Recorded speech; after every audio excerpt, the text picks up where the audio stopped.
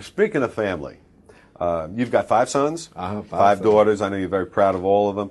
However, all of your sons are famously named George, and all our viewers definitely want to know why.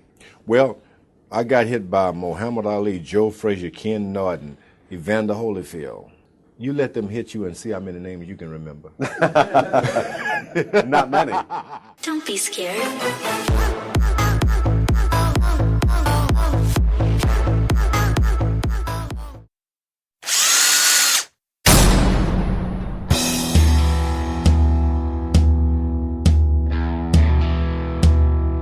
It's time for Fully Threaded Radio.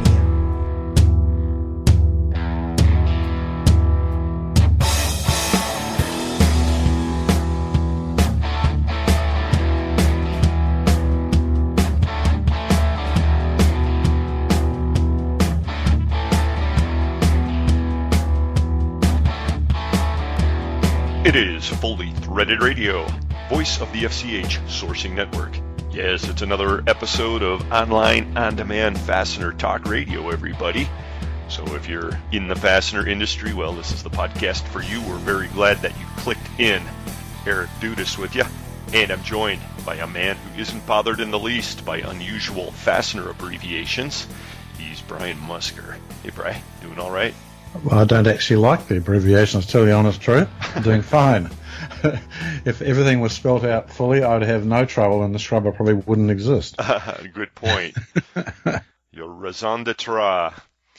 And the uploads have been coming in at a pretty good pace, especially while we were on vacation. Seems like they stack up even in the summer months. Yes, this was a little bit of a problem, but we've sort of got it resolved. You're right. And it was even a worse problem because when we were way up in the middle of nowhere, my phone started acting up when it was realized it had no connection to anything, and it acted like it had a virus or something in it. It did things all by itself. Just clicked on emails, text messages, tried to call people, all while just sitting on the table. It was just, in the end, I had to power it off. And it actually wouldn't even let me power it off for a start. It was really weird. I saw the screen while it was doing that, and it looked like it was an autonomously driven cell phone. Oh. Talk about volatility, uncertainty, complexity, and ambiguity. God. Especially the only thing, right, when you're fishing, I mean, we do have Wi-Fi in the lodge, and I get my weather forecast in there, but mainly my phone is a camera, which wasn't needed that much because I didn't have a great fishing time. You did much better than me, but it was still, and I took my phone to Apple, and Apple said, iPhones do not get viruses. It's a problem in the display. I said, really? This doesn't look right to me. So the display not only can fail to register things, it can invent totally new things. It was a completely lying answer. Okay? Well, this is the same company who, when you approach them telling you that you need a new battery, they deny it, and then when you put a new battery in, everything's good to go. So, hey, let's not rip on Apple too bad. They've provided us some great phones over the years, but that's why we say this is predominantly fastener-related, folks. We're going to get into the fastener info here in a big way, however, on this episode 130 of the Fully Threaded Radio podcast. We're publishing this time on July 26th, 2018. Well, Bri, this episode is pretty much going to be like a knockout punch of fastener industry information, actually, as we feature BBI's George Hunt III on the podcast today.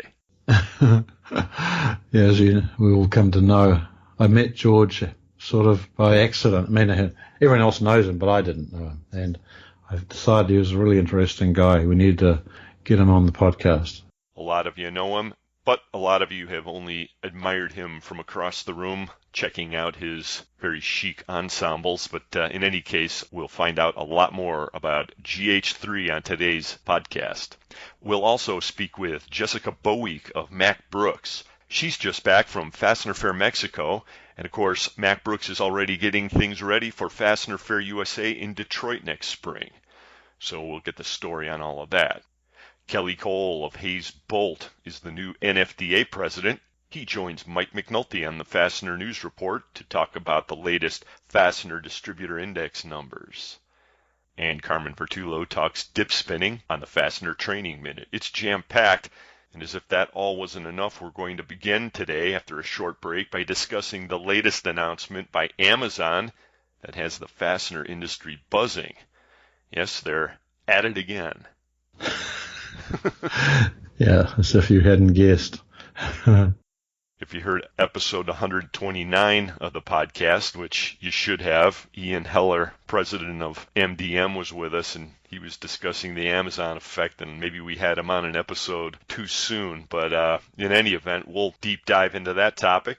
And don't turn the podcast off after the feature segment with George Hunt III, because Brian and I are going to close the podcast out today with a few points that could very well save your fastener business from the sinister forces aligning against us all right now. And well, let's just say it this way. It's a jam-packed episode all the way up to the closing bell. The forces of darkness. Don't let your lights go out. I don't know. We're kind of searching for a theme here. The title of today's episode is kind of shaky, but I think after you listen to the George Hunt III segment, you'll come away with an understanding of it. And another thing that you should clearly understand is that we have got a lineup of fantastic sponsors. Brian, please let everyone know who they are. All right. We are lucky. We have some great sponsors, and the good thing is that, over the years we've come to know the people who are our sponsors, and they're great friends of ours too. The title sponsor of Fully Threaded Radio is Steelfast. Steelfast, for service you deserve and people you trust. Also sponsoring Fully Threaded Radio are Buckeye Fasteners, BTM Manufacturing, Fastener, International Fastener Expo, InSequel Software, ND Industries, the Worth Group, Volt Industrial Plastics, and Solution Industries, home of Solution Man. Thanks to all of you. We look forward to our friendship continuing. Sponsors really do make Fully Threaded possible, everybody. So please let them know you appreciate it by calling them when you need parts they carry, and by spreading the word about Fully Threaded. I mean, it's really just that simple, and it does mean a lot because we depend on our sponsors, and we hope you enjoy the podcast. That's why you keep clicking in. Right. And you might even be asking yourself, how do we get our ad on the podcast? Or even, how do we get one of those cool large-sized banner ads that show at the top of the Fully Threaded page and also on the top of the FCH search page? Well, glad you asked. Email me at ftr@fullythreaded.com and I'll get you started. Let's face it, we want more sponsors, and you want tons of people to hear about you and think you're cool, which you must be since you clicked into the podcast in the first place. See how that all comes together, Bri? Amazing, yeah. That's ftr@fullythreaded.com. Get with us anytime, and you could just let us know what you think in general. We're also out there on Twitter where the handle's Fully Threaded.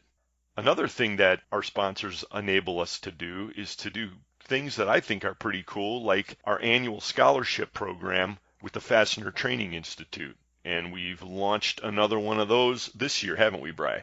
Yep. And this is great, a great introduction. I mean, people listening to this know what the whole thing is, the Certified Fastener Professional. But for someone starting off in the industry, this is how they learn and meet other people learning. It's just a great course for them to do. And it's presented by the Fastener Training Institute. And all that's required is that one member of your organization or number need to write us an essay. And the essay is really explaining why this would be a great thing for them, why they'd benefit from it. And the lovely and talented Lynn Dempsey and Sue Rice will both be reading through these when we collect them all, and they will judge to work out who's really the winner. Fortunately, Eric and I don't have to do this, but it's really worth it, okay? It's a great prize. Yeah, you're too busy interpreting weird fastener abbreviations, Bri, let's face it. I am. The deadline for your entry is September 30th. The winners will be announced in Vegas, and that's at the end of October. There are some other prizes, and everyone who enters receives a voucher to an FTI webinar, so there are no losers. Yeah. That's the 5th annual FTR and FTI Fastener Training Scholarship Program. Well, thanks everybody for listening into the podcast. Again, I think it's jam-packed, so go the distance with us for sure. We'll catch you on the other side of these breaks. It's Fully Threaded Radio. Brian and Eric, your online Fastener Talk Radio brothers in thread. Fully Threaded Radio.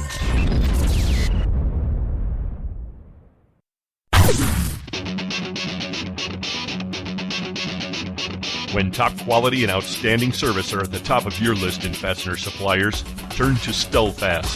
Since 1976, Stellfast has grown to become an industry-leading importer and manufacturer of the highest quality industrial fasteners, specialty items, and automotive parts.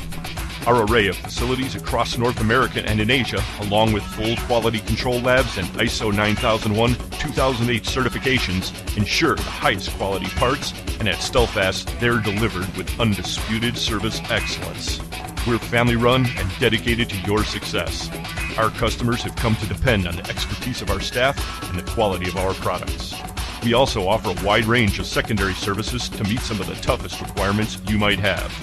Contact Stellfast today through our website at www.stellfast.com and put us to work for you. Stellfast. Service you deserve, people you trust.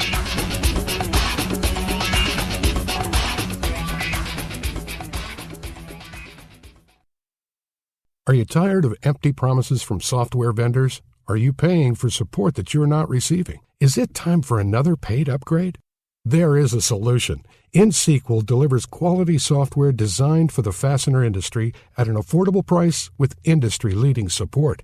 Unlike other software companies, with InSequel, you purchase your software once. There will never be a paid upgrade. If you need assistance with anything, InSequel is there to help. When you call, you will always speak with a real person offering you quick and knowledgeable answers to your questions. Can your current provider say this? Quality software, affordable pricing, industry-leading support. Only InSequel can deliver all three. So why settle? Call InSequel Software at 877-446-9775 or visit www.inxsql.com. It's that time again. The largest event of the year in the fastener industry is almost here, the International Fastener Expo. The show will take place October 30th through November 1st at the Mandalay Bay Convention Center in Las Vegas. For new and returning attendees alike, we're excited to announce new additions to the show this year. These include a brand new preview day, daily meetings, free educational sessions, and the highly anticipated award ceremony recognizing leaders in the fastener industry. The legendary welcome reception is bigger than ever and being held this year at the Daylight Pool at the Mandalay Bay Resort. If you haven't yet attended the Fastener Show, this is the year to make the trip. It's an exciting time in the fastener industry, and this year's event will be the largest yet. You simply can't afford to miss this year's show. The expo features over 800 suppliers from across the country and worldwide. The International Fastener Expo takes place October 30th through November 1st in Las Vegas. For full details and to register, go to www.fastenershows.com. See you at the show. I don't have time to look for the best price for a socket head cap screw zinc plated with a patch. Solution Man can. Let me handle all of your secondary processes, and I'll even ship the finished product. One price, one purchase order, one invoice, and one shipment equals one solution. Visit the Solution Industries website for details at solutionind.com. Solution Man, you're my primary source for secondary processes. Good one. Hi, this is Frank Duffy from Set Screw Manufacturing Company in Elgin, Illinois, your one-stop shop for set screws. You are listening to Fully Threaded Radio.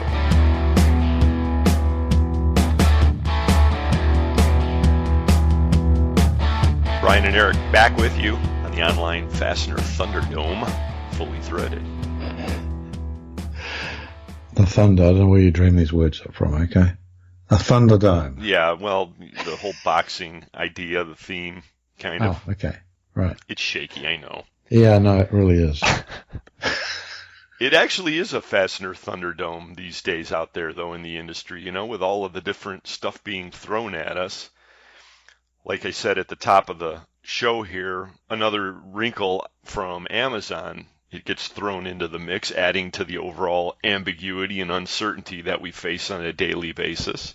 And this time we're talking about a story that came out. Actually, my phone lit up with texts from people pointing this out to me, and then I went on to Twitter and I saw Tracy Lumia over there at Link Magazine and tweeted about it as well. Amazon made an announcement about a new app that they've got, actually just for the iOS at this point. I'm sure there will be an Android version coming at some point, but It's called Part Finder, and it's a tool that allegedly allows you to scan a part, and then it does a whole bunch of stuff in the background to identify it. And I'll read a little bit of this out of the story that I'm looking at. It happens to be off a website called siliconangle.com. One of my friends from Ariba sent it over. And I'm sure the first thing you thought, Bri, when you heard about this was part pick. Yes, I did. Right. Someone who we haven't heard much about for a while. I believe they've been bought by someone, one of the fastener, not distributors, but warehousing crowds. Yeah, well, that was a little confusing to me. They obviously are owned by Amazon, and if you read widely enough on this story, you'll see that PartPick was acquired by Amazon, but for some reason I thought that they had been acquired by McMaster-Carr. Right, that's what we were led to believe. Now, I know one of the principals has a background with McMaster-Carr, one of the principals of PartPick. Yeah. But however it happened, their technology is now owned and being utilized by Amazon, and the app that they've released is called Part Finder. Maybe we should have trademarked the Finder name, Bri. Yeah, maybe that's the Finder thing. Maybe that might have come from us because we had a year of discussions with them. But I think, the reality is that for the bulk of the people listening to this program, that app is not aimed at these people. The app is aimed at someone who doesn't know what it is they're holding in their hand, which is usually the weekend mechanic. And it's for some guy who doesn't know that this is called a plow bolt or this is called a carriage bolt. And so the aim is to try and identify what is this item. Most of our users and the people that we deal with, they know what a hex head cap screw is. Their problem is working out where to get it from. That's true. And I think that a lot of people who read this initially had the same reaction. But I also think that people are looking at it and saying, okay, what does it portend? The story I'm reading here says that currently this app is supposed to read about 100 types of fasteners, which, quote, represents thousands, if not millions of parts. Well, that's fine, but it's just one piece, and like you said, most of our audience really already knows how to identify the parts. But let's roll this back. The part pick people started showing up at the Vegas show and maybe some other shows, I don't know, but you were talking extensively with them. This is before the acquisition, right? And we were thinking, well, how cool would it be if we could integrate this into our Source Finder RFQ tool? Well, in fact, we did. I mean, remember the first time they turned up in public, they were in the booth next to us by design at Vegas. And we continued discussing it with them and made it so that, in fact, from their app in its early days, you could search FCH, much the same way as, someone using NSQL or Business Edge can as well. And you took a picture of it instead of, clicking on one of the item that was in your inventory. Right. And it sort of, I don't know, things sort of faded off. I don't know quite if they lost their way or it was harder to get it actually working than they anticipated, I think. And then the next we heard they'd been acquired, by somebody. Yeah, somebody. And then it was not Amazon though. And so maybe it was always Amazon and we were just fed a bit of crap. Possible. More ambiguity, right, Bri? Yeah. But they were good. The guy who was in charge of the dealings that I had was a guy called Jason Crane, a really, really nice guy. Comes out of Georgia, I think. Yeah, they're Atlanta-based, or they were. Well, this story in SiliconANGLE starts Amazon.com has rolled out what could be a very useful feature, an app for iOS that will help you find the right nut, bolt, washer, or screw you're looking for. It's called Part Finder, a feature you can find in the search bar when you're in the Amazon app. Scan the part you're looking at so it can be measured, and if everything works, you should be informed exactly what you are looking at. Then you can head off to the hardware store and buy replacements. Story goes on, obviously. But that's where I think most people who know what Amazon is up to scratch their heads and they say, well, you're not going to use the info that you get here to go to the hardware store. You're going to use it to buy it through the Amazon network, right? I would think so. Why would they bother otherwise? Yeah. Now, when we were talking to these guys, our idea was that if you could take a part and identify it with a scan, let's just say it's a part that is unrecognized by the person holding it in their hand, but we know what it is, and most of the people in the industry know what it is. Well, at that point, we could take the output from what used to be part pick and put it into the scrubber, and the scrubber could then send it off through the FCH network. That was our concept, right? Right. Or it could just do a search. And we have experimented with things a little like that. Not to the extent that Part Pick did, though. I mean, we weren't trying to identify. We were expecting that the system would send a picture. You took a picture of something and it would go to people as a source finder, and they would work out what it was and quote on it. We missed out the whole idea of the intermediate step of trying to work out what it was ourselves. I mean, for sort of simple and, cases, the technology actually works very, very well. Where it has problems is in the fact that it couldn't tell the difference between titanium and zinc-plated steel, okay?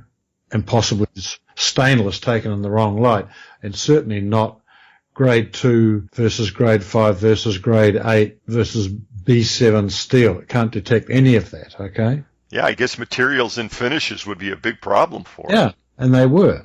And they had got some of the finishes sorted out. They could usually handle plain and zinc yellow, I think. But it was quite good. I mean, the working that we did with it, you could take a picture of a hex head cap screw and it could work out what it was, okay, and what the diameter and what the thread was and the length. It knew that. So it was, for common stuff, it was actually quite good.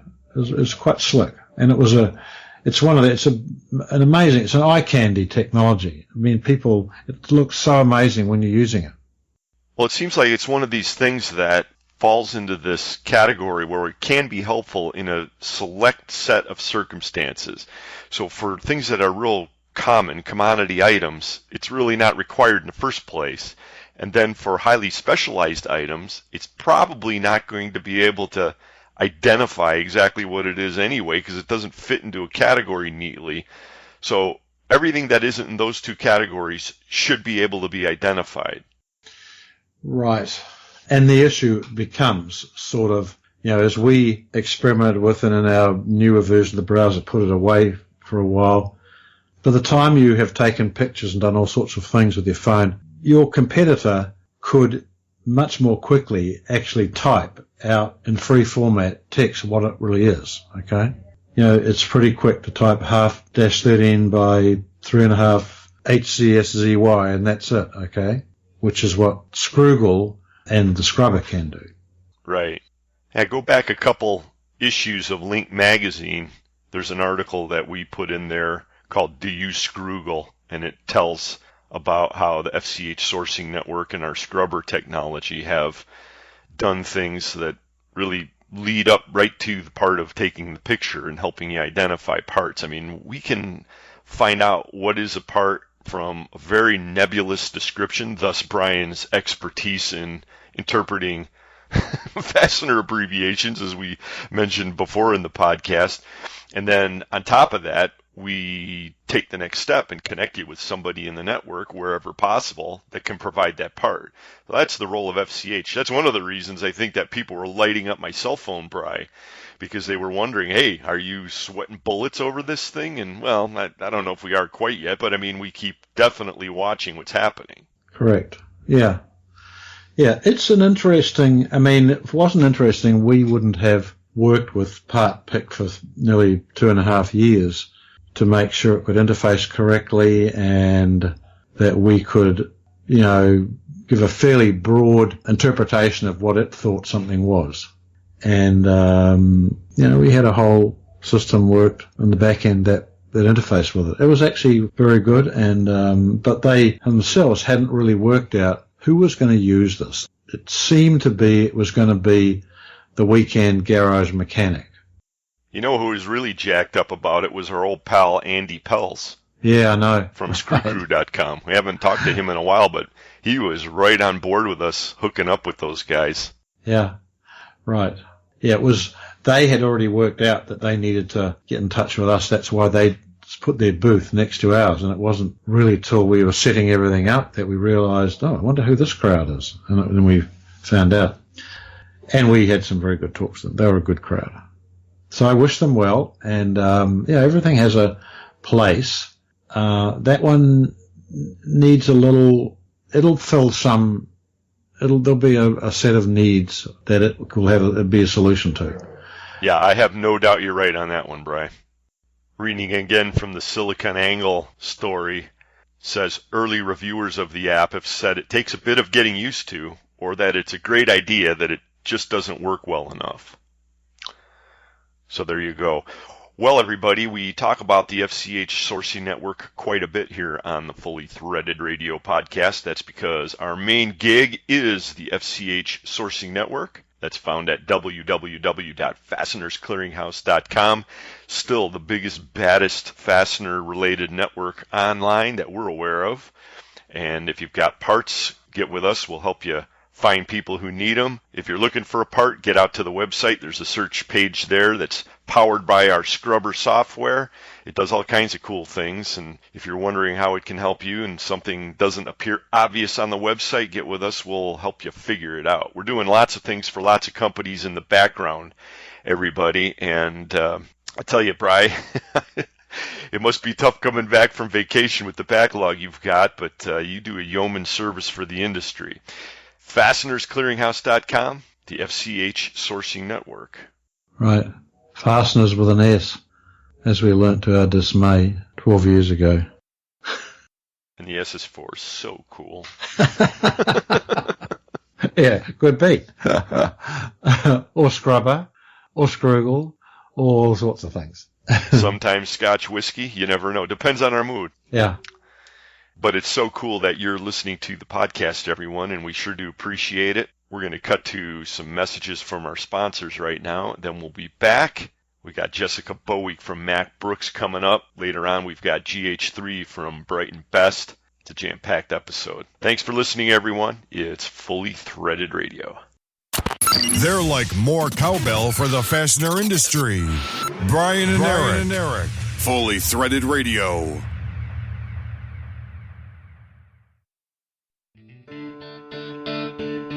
BTM Manufacturing is a domestic ISO 9001 manufacturer of threaded fasteners and bent wire products. From anchor bolts to studs to U-bolts, BTM is committed to making your per print special with the highest quality standards while meeting your on-time delivery schedule. Since BTM began in 1961, this family-owned business has remained focused on providing exceptional service to their customers. Centrally located in Kansas City, Missouri, BTM recently expanded into a 100,000 square foot facility, which allows for the production and manufacture of many projects simultaneously, both large and small quantity. BTM's website at btm-mfg.com allows you to submit custom quotes quickly and easily, and once you do, a BTM team member will contact you as soon as possible to discuss your needs. Are you ready to get started? BTM is. Visit www.btm-mfg.com today. Since 1905, Buckeye Fasteners and the Ohio Nut and Bolt Company have been supplying the world with high-quality fasteners. Our standard product lines include weld fasteners, braided weld screws, leg levelers, self-clinching hardware, clevis pins, rivet nuts, and various other fastener lines, allowing us to support virtually all types of industries.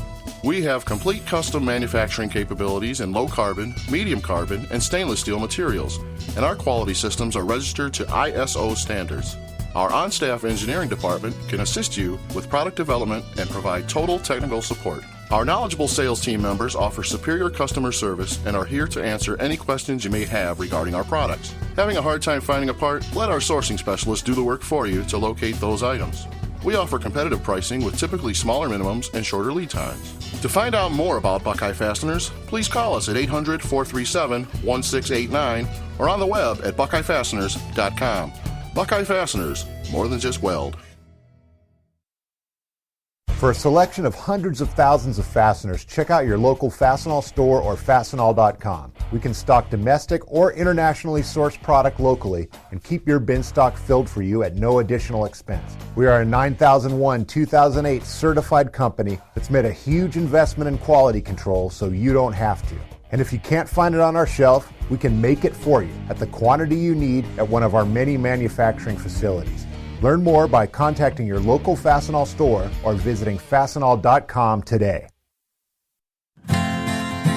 ND Industries has been solving customers' toughest problems through innovative technologies, competitive pricing, and industry-leading service since 1955. A family-owned business, ND Industries manufactures and applies fastener locking, bonding, sealing, masking, and assembling products. Their pre-application process makes fasteners ready to use at the point of assembly, resulting in reduced labor costs, time savings, and superior quality assurance. As a fully integrated company, ND handles all aspects of operations from formulating custom chemical compounds and coating fasteners to providing inline inspection, packaging, and delivery services. ND Industries serves the global market with 13 divisions in the continental U.S. and also facilities in Taiwan, China, and Turkey. Learn more about ND Industries at our website at www.ndindustries.com. ND Industries, innovative technologies, competitive pricing, and industry-leading service. Contact ND today.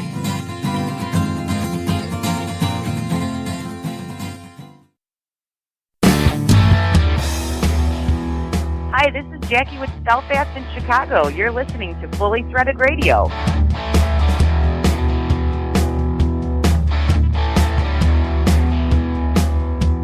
Welcome back, Fastener Truth Seekers. Brian and Eric back with you. Wow, truth seekers. Okay. Well, we have many truths here. And which one is yours, Brian? Well, I'll decide that later. Well, I can tell you one thing that's true, and that is that this is usually the portion of the podcast where we hand things off eventually to Mike McNulty, and we will be doing that with the Fastener News Report coming up, including Fastener Distributor Index numbers. But first, there was a Fastener show that happened down in Guadalajara, Mexico, back in June. Actually, it was June 20th and 21st. Joining us from Mack Brooks for I guess you're kind of a recurrent guest on the podcast these days, Jessica. It's Jessica Boweak with Mack Brooks. Hi, guys. How are you today? We're doing good, thanks. Great. Well, thanks for having me. We want to hear all about the show because we covered the Mexico City show. I think that was the first rendition. You threw the industry a curveball by moving it a city this time, and how did it go down there? It went really well. We, as you mentioned, we were in Guadalajara. We had over 150 companies exhibiting from about 10 countries and the region had participated. We had about a little over 1,600 verified guests, so it went really well. And, it's interesting because exhibitors, depends on what their focus is in the supply chain. We're really happy, and it was a very qualified attendee. And that region, one of the reasons why we had looked in Jalisco was that region is really growing and generating thousands of jobs in the automotive industry. And so it was very successful. And so we were happy with our first time in Guadalajara. Oh, okay. What were the highlights? Anything stick out in your mind? Yeah, we had some of the conferences were really interesting. We had a keynote highlighting the NAFTA kind of 2.0 discussions And that's really, a hot topic these days. And we had a distributor conference, and it was just really very interesting. And, everyone has their opinions, but that was very successful. And we had other conferences and technical sessions and training for the industry. So that was really beneficial and delivered some great experts. Well, if you had to boil down that keynote, what would be the takeaway from the NAFTA presentation? Well, I think there's just a lot of the takeaway is, they really talked about, I think, more some of the concerns that they're having with that and where it's going. And, it's just a little different. They're very nervous from their perspective. And so, we didn't solve the world, but it was just very interesting conversations and about the United States and our political scene right now. Right, it would be interesting to be a fly on the wall there, I would think. Yeah. It's always good to hear different perspectives outside of the United States. So. Yeah, I understand. I lived out there for years. So was our friend Rosa the Riveter down there? She didn't. Brighton Best was there. George was there, but Rosa didn't make it. Oh, she was busy, so she was unable to make it. So we missed her. Okay. But George was there to represent for sure. Oh, he'd done a great job. Yes. Now, with all the talk about the politics north of the border, was there discussion also about the tariff issue?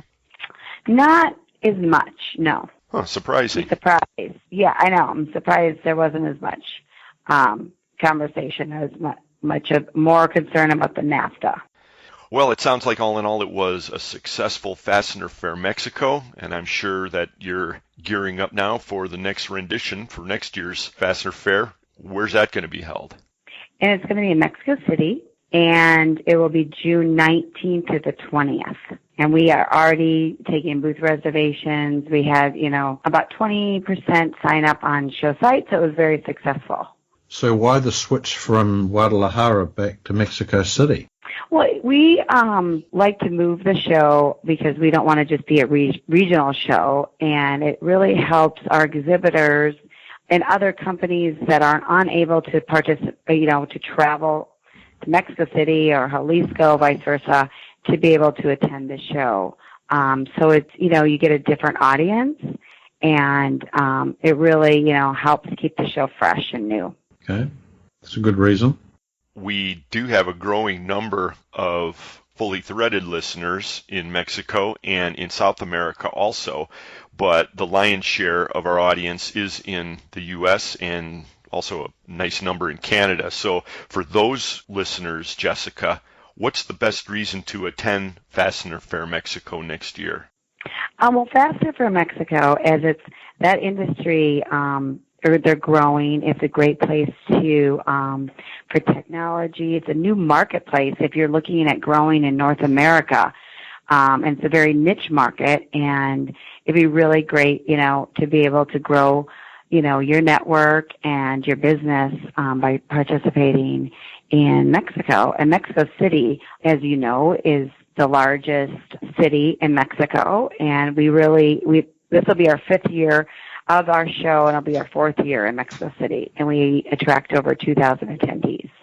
Well, we'll keep everyone abreast of developments there. We've got a little bit of time to do that. And while we have you on, we can't let you get away without talking about what Mack Brooks did to the fastener industry this year earlier by taking the industry by storm with Fastener Fair USA. It was a success, but widely regarded as a regional success. And I know you've got bigger plans for that. So the idea now is you're going to be returning with Fastener Fair USA in Detroit this time, and that'll be May 22nd and 23rd in Detroit. Correct. Tell us a little bit about that, because originally we thought the show would happen every other year, but now you're doing it next year and it's in Detroit. What happened? Well, as the board members had evaluated where we were going and how successful the event was, and we, as we grew, and how well attendees benefited and exhibitors, that they really wanted to look also at, Detroit area because of the automotive industry and being so strong So our show will be, as you said, in May next year. And we have already, exhibit sales are very strong for Fastener Fair USA already. We're over 40% sold. And we left the show from Cleveland with the momentum at 30%. So it's been going really well. We've had an increasing amount of requests and new companies that are coming in as well. And also Detroit having an international airport also really opens it up to more international companies attending with direct flights coming in. And it's just really a great place for exhibitors, to connect with the industry, with automotive, aerospace. So we're really excited about being in Detroit next year. Wow. Well, I'll be there, okay? Because I've never been to Detroit in my own life, and I'm really keen to go there. Never, no. Actually. Wow. Right. There's a few things I want to see there, but I've been given plenty of warnings. What do you want to see? There is a set of murals by a guy whose politics I don't agree with, but Diego Rivera was Frida's husband, who there are still in Detroit, okay? Lots of paintings on walls up in Detroit, Bri. Oh, okay, yeah. No, yeah, right, there are, but these ones are ones that I want to see.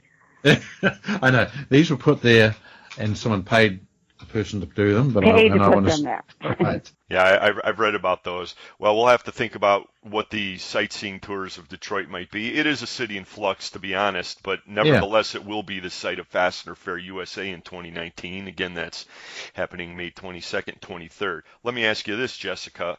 With the first rendition of the show, it was billed to be something that would be a blend of OEMs and in the fastener industry. As it turned out, the OEMs really didn't turn out. There was a sprinkling. Do you expect that to change at all in Detroit? Yeah, we expect that to keep growing. That's always a little bit more difficult, and we believe, with some of our partnerships that we're developing in the Michigan area to be able to grow that. And we find that across the board. I mean, it was our first year launching it, and it'll keep growing. Find that across the board that it just takes some time to develop and build those relationships. Okay, sounds good to us because we deal with all people. That's right, and we'll be along and watching and supporting what you do. And awesome. we all know that front and center. I mean, there are mixed ideas about what a show like that means for the industry, and some will participate and some won't, and we'll just have to see what happens, right? And one of the things that, thanks to you guys, that we did, and I think it was really beneficial that we heard from exhibitors, and it was just, I think, one of our interviews that we highlighted just to help exhibitors that were a little bit more uncomfortable or didn't really want wanted to be able to identify the OEM. So we changed our registration from our last call, and we highlighted those, whether they're what they are in the industry. And I don't know if you guys noticed that, but that was thanks to you guys and your help. Absolutely, we did notice, and everyone we talked to thought that was a great idea. Okay. Yeah. So we will do that next year as well. So if people are a little bit more uncomfortable or, wondering, who they're talking to, it'll really help identify that. Yep. Great idea. Actually, that suggestion came from Simi at Stillfast. Oh, wow. Well, it's always, I appreciate that. So thank you, Stillfast. I agree. It was very wise of you to implement that idea. Thank you, Simi. The Fastener News Report is coming up in mere moments, everyone. This time brought to us by Volt Industrial Plastics and Fastenal. The title sponsor of Fully Threaded Radio is the aforementioned Stillfast. And before we let you get out of here, we've got another rock and roll issue to cover with you very quickly. Jessica, I know you have recently discovered the answer to this, but we were talking offline a little bit. Now, so Creed and Pearl Jam, now they're the same band with a different singer, or, how does all this work? You're hip. You're probably one of the greatest authorities on 80s and 90s rock and roll that we know. I don't know about that, Eric. I can't classify that. I don't know. Okay, I'm sorry to put you on the spot like that. Creed kind of, as we were discussing, may copy Pearl Jam? I don't know. Or sound like them? Sound like them. Sound like them. Very similar. Well, we can talk about it in Cleveland next time for sure, but maybe, I don't know, maybe it'll come up during a Motown conversation also in Detroit. You never know where these things wind up at Fastener shows, You never Jessica. know. Right. It's that wonderful networking that we do, right? Yeah, it is. Right. That's what this industry's good at.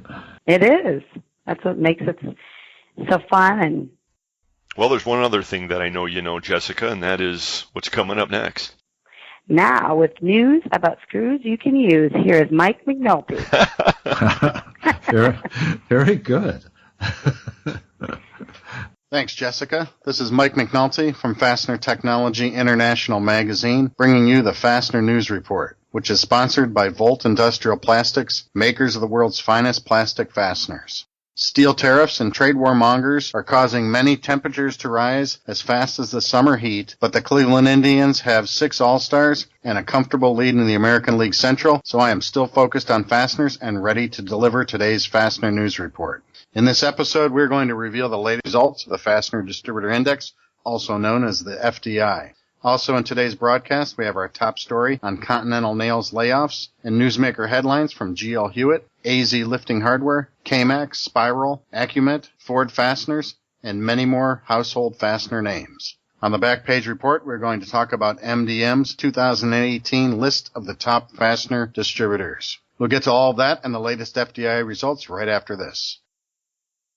Whether you need a small or large number of fasteners, there is no reason why you should have to sacrifice quality or service for that matter. Volt Industrial Plastics takes great care with each and every order to ensure you receive a quality fastener in a timely and affordable manner. Our state-of-the-art production equipment allows us to produce any quantity you request quickly and efficiently. And with same-day shipping on nearly 1 million in-stock fasteners, we carry an inventory so you don't have to. Visit us online at voltplastics.com to find out more about our quality American-made products.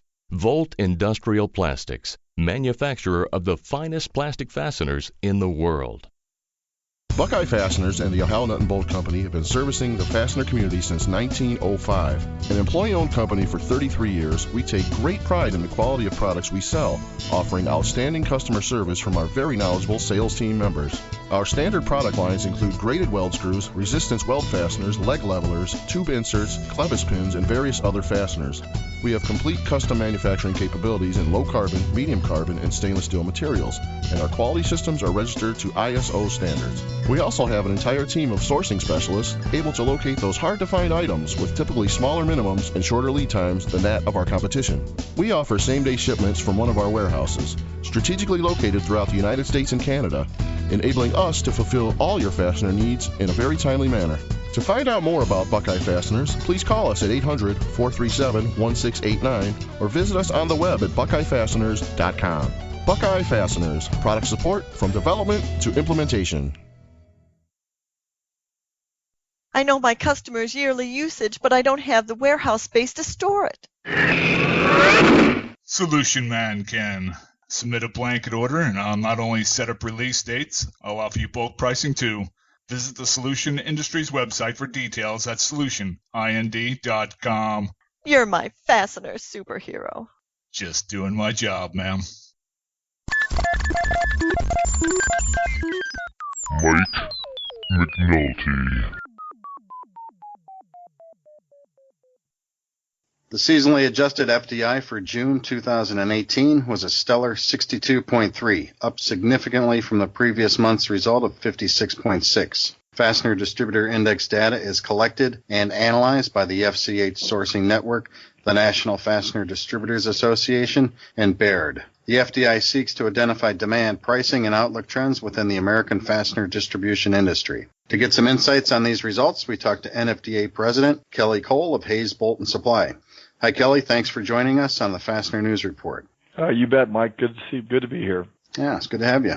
It's been a while, but what can you tell us about these surging June FDI results?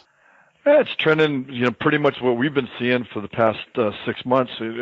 We get kind of adjusted in the spring for a slowdown, and things have flatlined from our peaks in early spring. So that's a good indicator that things are on a roll. But that's, cyclical, so we'll see come fall. Right. Some of the other numbers, the forward-looking indicator also increased to 62.2 versus 58.8 last month. And the sales, employment, and pricing numbers were all higher. And the pricing index set a new record of 90.7. What are you guys hearing about pricing? Pricing. Well, I'm seeing increases from vendors. Unfortunately, I can't wave the magic wand at our customers, so I'm getting pushback. And a lot of them are asking about it with all the new developments and things like that we'll go into in a minute. But we're seeing price increases from vendors. Yeah, so you're getting pushed on both sides. The vendors pushing up and the customers pushing back. Exactly. Well, that's just my grandfather used to say par for the course.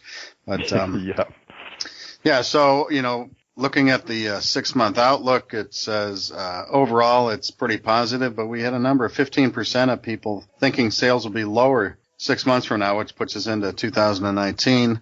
And that's for a while that's been around 10%. So that's a little bit of a jump. So maybe people aren't so bullish that this good year is going to carry on to next year. Any ideas on 6 months down the road? Well, we saw some interesting things with the Bulio brothers, regarding, what they're forecasting for 2019. So I'm a little pessimistic that this trend is going to continue based on hearing that same message for a number of years that, that through 18 and into 19, we're going to see a softening, and that's just compounded with all this tariff, trade talk and things like that. So I although I'm bullish on the economy and the, good things about manufacturing jobs and things like that, that's all good. But I am a little pessimistic about, whether or not I see the stabilizing and continuing through 19. I'm preparing for it downsizing a bit. Yeah, and then, in a free market or semi-free market, you're going to have ups and downs. So that's something to. And that's kind of the ripple that I think everybody's expecting next year is a little softening, but not a business killer, Right, and those forecasts you're talking about, the Bulio brothers, those are from NFDA meetings, right? Correct. Yeah. Yeah. Those guys do a good job. They do. A little intense. Well, they throw a couple of good laughs in there at least. Yeah, right. Now, on the comments side, we didn't get a lot of comments, but we had some good ones. One responded, indicate that their demand remains strong, and they were quoted as saying, RFQs are strong, so sales will be better once we increase production so that we can decrease our ship dates. That's the old catch-22. When you get more orders, then you start to increase your delivery times, and then you lose orders. So then you have to decide whether to invest or not. Yeah, we are seeing lead times being stretched pretty far, and people are I think they're reluctant to put on the reserve capacity that they have just because they anticipate a softening. And the workforce is really in jeopardy right now. You can't hire guys on, and it's difficult to steal people right now. So I think that's the threat. It's not just necessarily capacity, but it's having good employees. Yeah, that's an impediment we've been hearing for a long time of getting people to fill these manufacturing jobs and or sales jobs. It's just difficult to find the talent, unfortunately. That's exactly right. I mean, the Fastener Education Foundation's been struggling with that problem in the industry and helping the industry solve that problem. But it is industry wide, and I think it was about 3 or 4 years ago, ITW anticipated losing 10 people a month and having the deficit of 10 people per month retiring that were not able to be replaced. So you talk about capacity issues and lead time, then you don't have bodies to run machines, Right. So it's a difficult time. Well, here come the robots, I guess, right? They'll take over. Well, good movie. It's interesting to walk into a header in the United States or stamper in the United States and to see how many bodies are manning machines. And you go overseas to Taiwan, you got one guy running around a room with 12 headers. Yeah, right. Yeah, and 16 women sorting parts. All right. The other comment was not on sale. It was on what you mentioned earlier, tariffs and trade issues. And Baird says that steel tariffs and global trade issues remain areas of concern for many respondents, echoed by one distributor who said, quote, "We've been told that wire coming into the States from Canada has a 25% tariff on it. That increased our cost by 7 to 8% on the finished good. And I don't see this ending anytime soon." So this seems to be one of those subjects that's in play right now. Lots getting a lot of attention. And do you have a take on this? Are you guys feeling any pinch on the tariffs and trade issues, or just uncertainty? No, actually, we're getting letters, and they vary between, a single line item cost increase of an affected item to line item for the exact tariff percentage. But it's interesting that you bring up that the cost of the wire impact at the bottom line at the fastener end is only 7% versus a 25% raw material incoming, surcharge or tax. But we're seeing things, like 10% just being. So I think people are taking advantage of it. Yeah, right. Now that they can get a price increase, and our customers are wanting to see line item, detail and letters from the sources because. They're just requiring proof of this. And I think that's where we're going to have to start pushing back on some of these suppliers. Well, that's great, but we want to see the customs invoices or something, right? Right. And they're going to, who's going to want to give up that?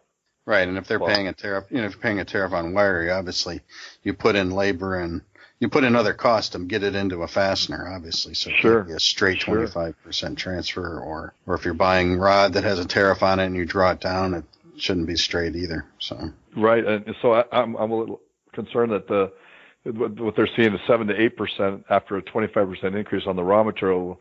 I've never heard anybody run into having extra material after they ran parts out. Right. So they're usually losing material. So it's amortized over a smaller tonnage or volume, right? So that doesn't translate to me. Well, we'll see. What am I missing? Yeah. Well, it's it's just another, in my opinion, another way to throw more taxes around and use leverage and unintended consequences and personal interests and so on and so forth. Right. So. And then the uncertainty thing is that you turn the TV on, you never know if they're going to come to an agreement or what they're going to impose it on. I think there's still a lot of saber rattling going on between everybody, and who knows what we're going to see get hit on. Some unnecessary anxiety, if you ask me. Yeah. But on the positive side, if people can expect the prices that we're used to paying for these Chinese goods and things to go up by 10 or 12%, and it spurs manufacturing in the United States, and what's the overall negative impact that these tariffs would really have, other than just leveling the playing field? And if we can absorb that cost increase because these goods are already so inexpensive. Or is the American public willing to do that? And then the tariff thing kind of goes away, right? Right. The fear of the impact on the economy, because you're not seeing consumers slowing down spending very much, according to all the indexes we're seeing, right? Right.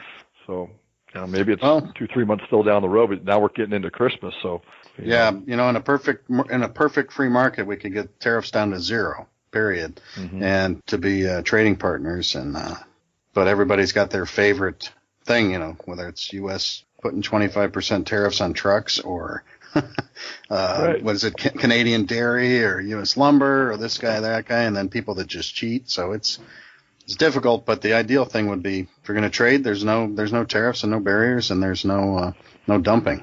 Right. Well, that's the other thing, right? That's what they were getting hit with 5-10 years ago was the dumping, right? Dumping stuff in there and driving companies out of business. So right. Anyways, I don't know the solution, but I don't either. I know the ideal thing. Just keep going to work, right?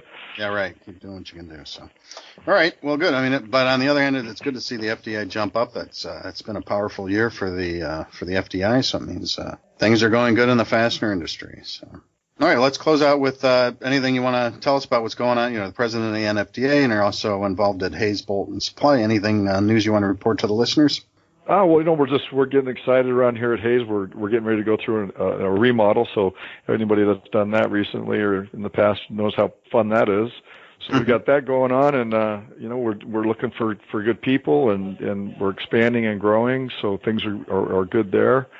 NFDA is healthy and has a bright future. We got a great culture in our board and at our membership level.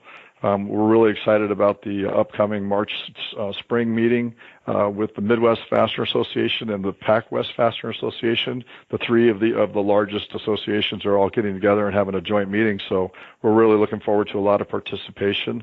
It's March, so all the people back there in the Midwest should be ready to jump on a plane and get to San Diego. So we're looking forward to having a great participation. So. that's about the newest things coming up. Just really looking forward to getting some membership meetings going here pretty soon in the next month or so for getting value add ideas and things that we can bring to the association so that there's a real value proposition for all the members. Yeah, well, yeah, you're right. As a resident of Ohio, March is definitely a time that we'd like to get to some warmer weather. Well, I've got a son. I think he's getting ready to move back to Ohio to take one of those manufacturing jobs. So okay. a little California boy in Ohio with his two little blonde kids will fit right in back there in Ohio. I just don't know how he's going to enjoy the winters. Where in Ohio? I believe he's going to be in the Akron area. Okay, well, that's right where we are. So there's some skiing around here and snowboarding, so it's almost like surfing, I guess. So. But it won't be snow that you're used to out west. No, not at all. All right, well, good luck to him, and good luck to Hayes and the NFDA, and thanks for joining us and sharing your insights on the FDI.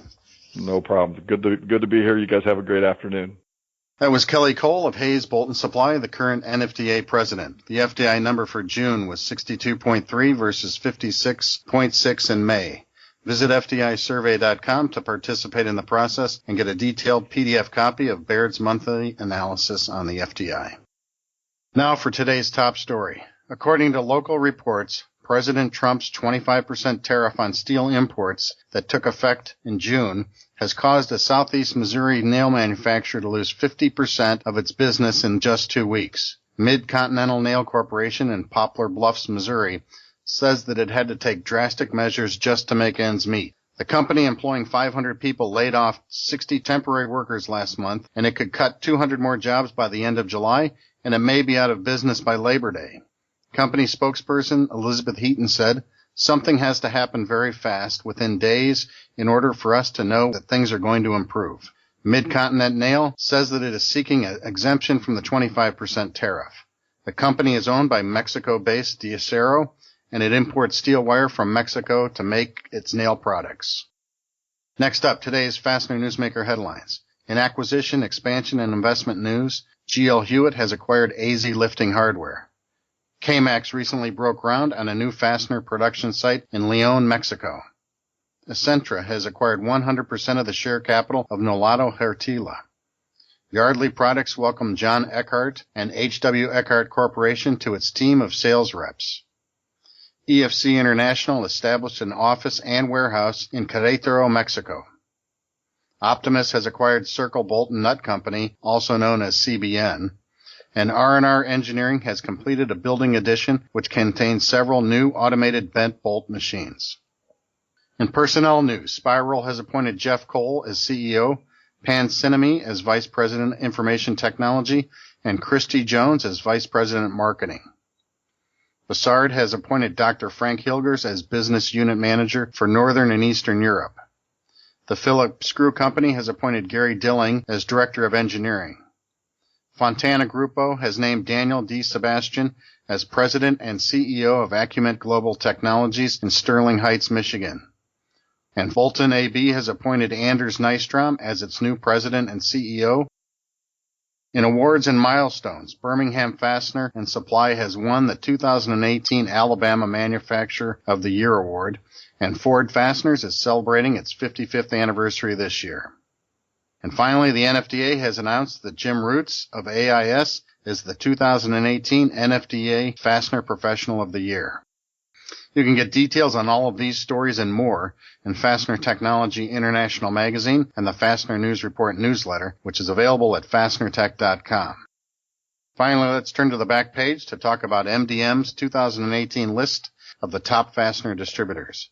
Modern Distribution Management, also known as MDM, has released the 2018 edition of its top distributors list, which analyzes 14 industry sectors by revenue size. One of those sectors is fasteners, and their top fastener distributors, listed alphabetically with annual revenue results, are Bisco Industries with $157 million, Bassard America with $222 million, Copper State Nut and Bolt with $148 million, EFC International with $89 million, Endries International with $429 million, Fastenal Company with $1.56 billion, the Hillman Group with $838 million, Kimball Midwest with $240 million, KLX Incorporated with $1.1 billion, Lawson Products with $306 million, MSC Industrial Supply with $2.9 billion, Optimus OE Solutions with $330 million, Wesco Aircraft with $1.4 billion, and Worth Americas with $2.1 billion. Eastern Industrial Supplies, McMaster Carr, and W.W. Grainger were also on the list, but they were listed without revenue numbers. In my opinion, these numbers indicate that the fastener distribution sector in the USA is certainly alive and well. This has been Mike McNulty of Fastener Technology International bringing you the Fastener News Report.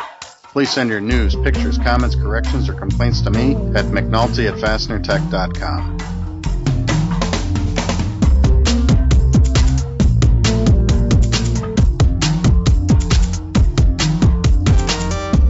Don't say you haven't been forewarned. GH3 is up next. It's Fully Threaded. Thanks for listening, everyone.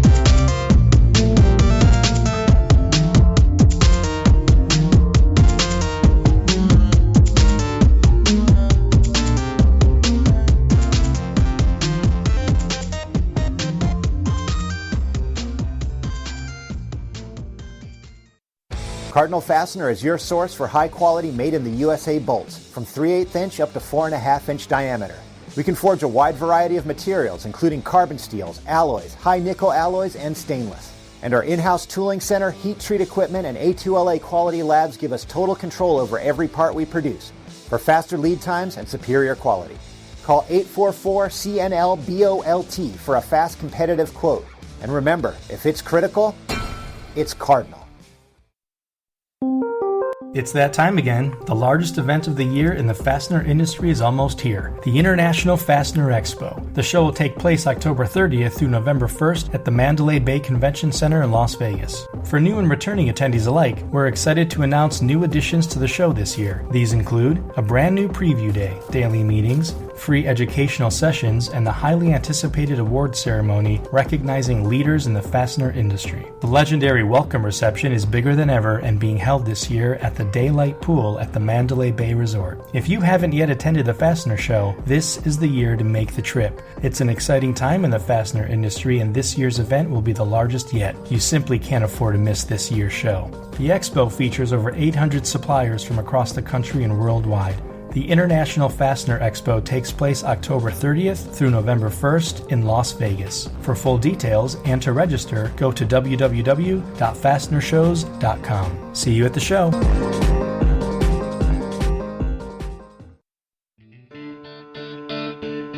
BTM Manufacturing is a domestic ISO 9001 manufacturer of threaded fasteners and bent wire products. From anchor bolts to studs to U-bolts, BTM is committed to making your per print special with the highest quality standards while meeting your on-time delivery schedule.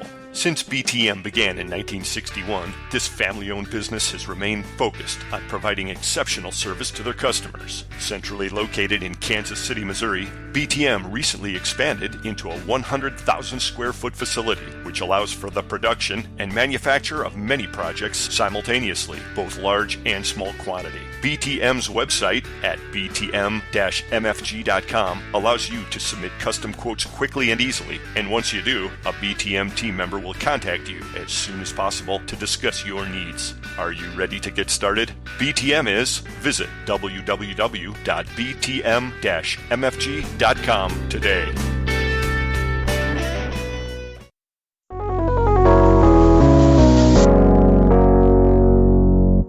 Well, hello, everyone. This is Carmen Vertullo coming to you from the Carver Fact Center and the Fastener Training Institute. I've had several questions recently regarding dip spin coatings on fasteners and some of the problems that we can run into with drive systems on small fasteners and threads.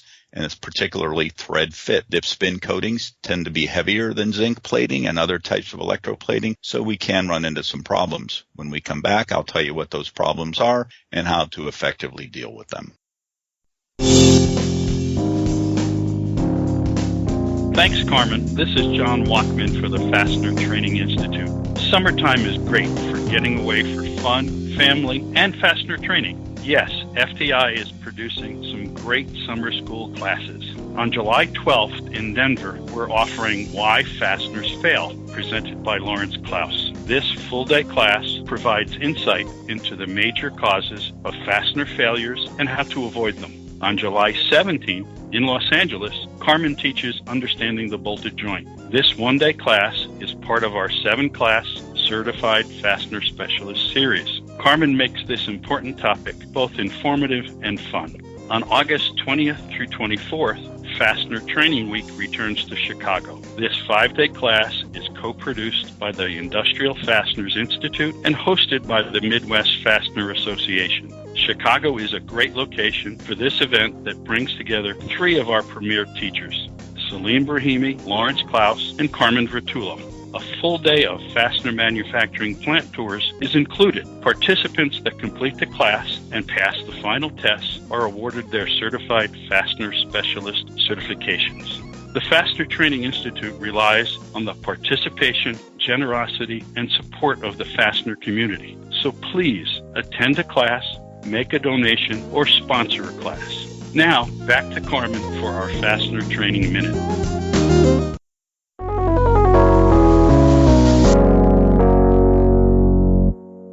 Welcome back, everybody, to the Fastener Training Minute. This is Carmen Vertullo with the Fastener Training Institute and the Carver Fact Center. We're going to talk about dip spin coatings for fasteners. Now, for the most part, when we think of dip spin coatings, we think of a couple of trade names, such as Geomet or Magni, and the many, many flavors they come in. In the older systems, it was called Dacromet. Or we might think of the ASTM specification versions of those coatings, like ASTM F1136 or F3019. There's another one or two out there as well. But the important thing to remember is that these dip spin coatings, they're like paint. They go on either by dipping the fasteners into this solution that looks like paint, and then it gets spun off, or it gets sprayed on like spray paint. It consists of some kind of a binder with a bunch of zinc in it and some aluminum in the top coat. And when it goes on, for lack of saying it a better way, it goes on kind of thick. Now, some of the coatings can be thin enough to maybe be similar to zinc plating. When you think about plating, think of a very, very thin coating. And for coating of fasteners, for example, it can be as thin as maybe 2 10,000ths of an inch, which is very thin, up to 4 10,000ths. We get more than about 4 10,000ths of an inch. And then we may have some thread interference, even on threads that have what's called the allowance for coating. Now, the problem is that when coating goes down on threads, it has an effect on the thread's pitch diameter. That is the thing that we measure, the primary dimension for the threads. It has an effect on that pitch diameter that is 4 times the coating thickness. So it's important that we control the coating thickness. Now, one of the great features of some of these dip spin coatings is we can get some very high salt spray tests on them up in the 1,000-hour range. And that's a lot of times what we're looking for is the 1,000-hour salt spray test. Highly corrosion-resistant coatings. To get that, though, the coatings need to be rather thick, as much as 4 10,000ths and over, and some of the specification coatings are as much as 8 10,000ths of an inch, and sometimes they will measure them in microns versus 10,000ths of an inch. 1 micron is equal to about 40 millionths of an inch, or half of a tenth. So when we look at our thickness ratings, those are the 2 dimensions or the 2-dimensional systems we'll use. In the metric world, it's microns. In the inch world, it's 10,000ths of an inch. So all that being said, we have this thick coating. We have small fasteners. We have tight tolerances on threads, and we have tight tolerance in the drive. And sometimes that coating is too thick. The effect on the drive, let's say it's a Torx drive or a 6-lobe or a Phillips drive, maybe we have too much coating inside that drive and the insert, the bit that we drive the fastener with, won't go in, or the part will not gauge when we try to gauge it. So we have to accommodate that. For the most part, the applicators can control that, but they can't control it 100%. So we have to have an accommodation. And typically for drives, that accommodation is, rather than inspecting the drive with the gauge you would normally inspect it with, if it's, let's say, a hex socket or a Torx, we inspect it with the bit that we're going to drive that tool with, or that fastener with. So we have to, of course, have those drive bits available to the applicator. As well, when it comes to thread fit, we have to accept that from time to time, maybe most of the time, the nut and the bolt will not screw together easily by hand. In other words, they won't just spin on. It'll take some torque to overcome that. Now, we do have some ways to measure that amount of torque. It's not very much. And the end user has to accept the fact that, hey, these things are not going to spin together like zinc plated fasteners would when we have these thick coatings. Getting the end user to understand that sometimes can be difficult. It really is no big deal. You're going to put a wrench on that nut or bolt sooner or later. So losing the spin-on feature is really not that big of a sacrifice compared to the increase in corrosion resistance that we get from dip spin coatings. It's just a matter of being able to educate the end users on what to expect. Now, in the thinner coatings, if we're only looking for maybe 200, 400, 500 hours of salt spray, we can probably get dip spin coatings to accommodate spin together nuts and bolts. When we need them to spin together and we want that thick coating, now that has to be taken into account when the fastener is manufactured. We need to make those threads not necessarily out of tolerance, but on the low side of the tolerance so that we have an extra amount of allowance there to make room for the plating. Well, that's about all I can say about these dip spin coatings and the fact that we have to have some extra accommodation when we use them. If you have any questions, you can contact me at the Carver Fact Center at carverem.com or carverfact.com. Thank you for listening.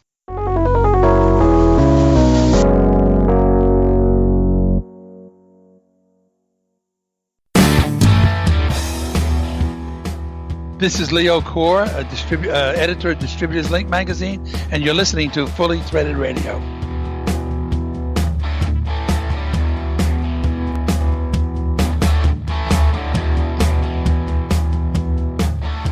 You're clicked into Fully Threaded Radio, everybody. Thank you for that. Brian Musker and Eric Dudas here. This time we're joined by a man known to many of the threaderati simply as GH3. He's George Hunt III with Brighton Best International. He's based in my hometown, the great city of Chicago. Thanks for jumping in with us, George.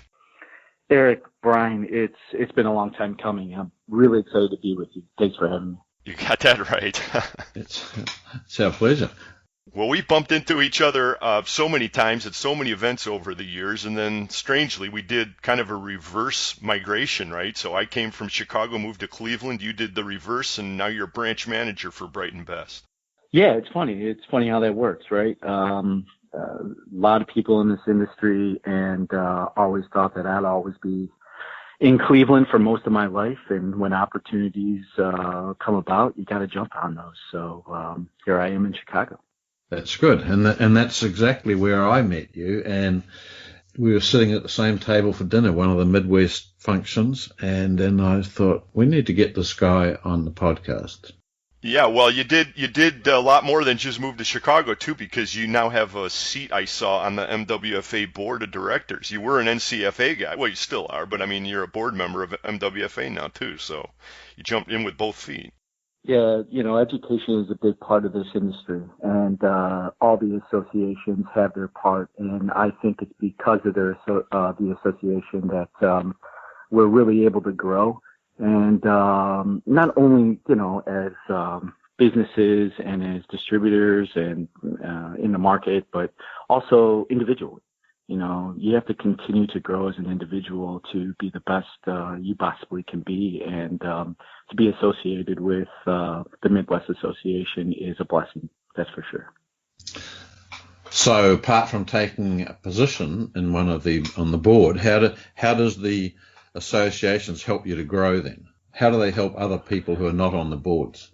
Well, association's a lot about networking and getting involved and making sure that not only you understand the market, you understand the players, you understand the game.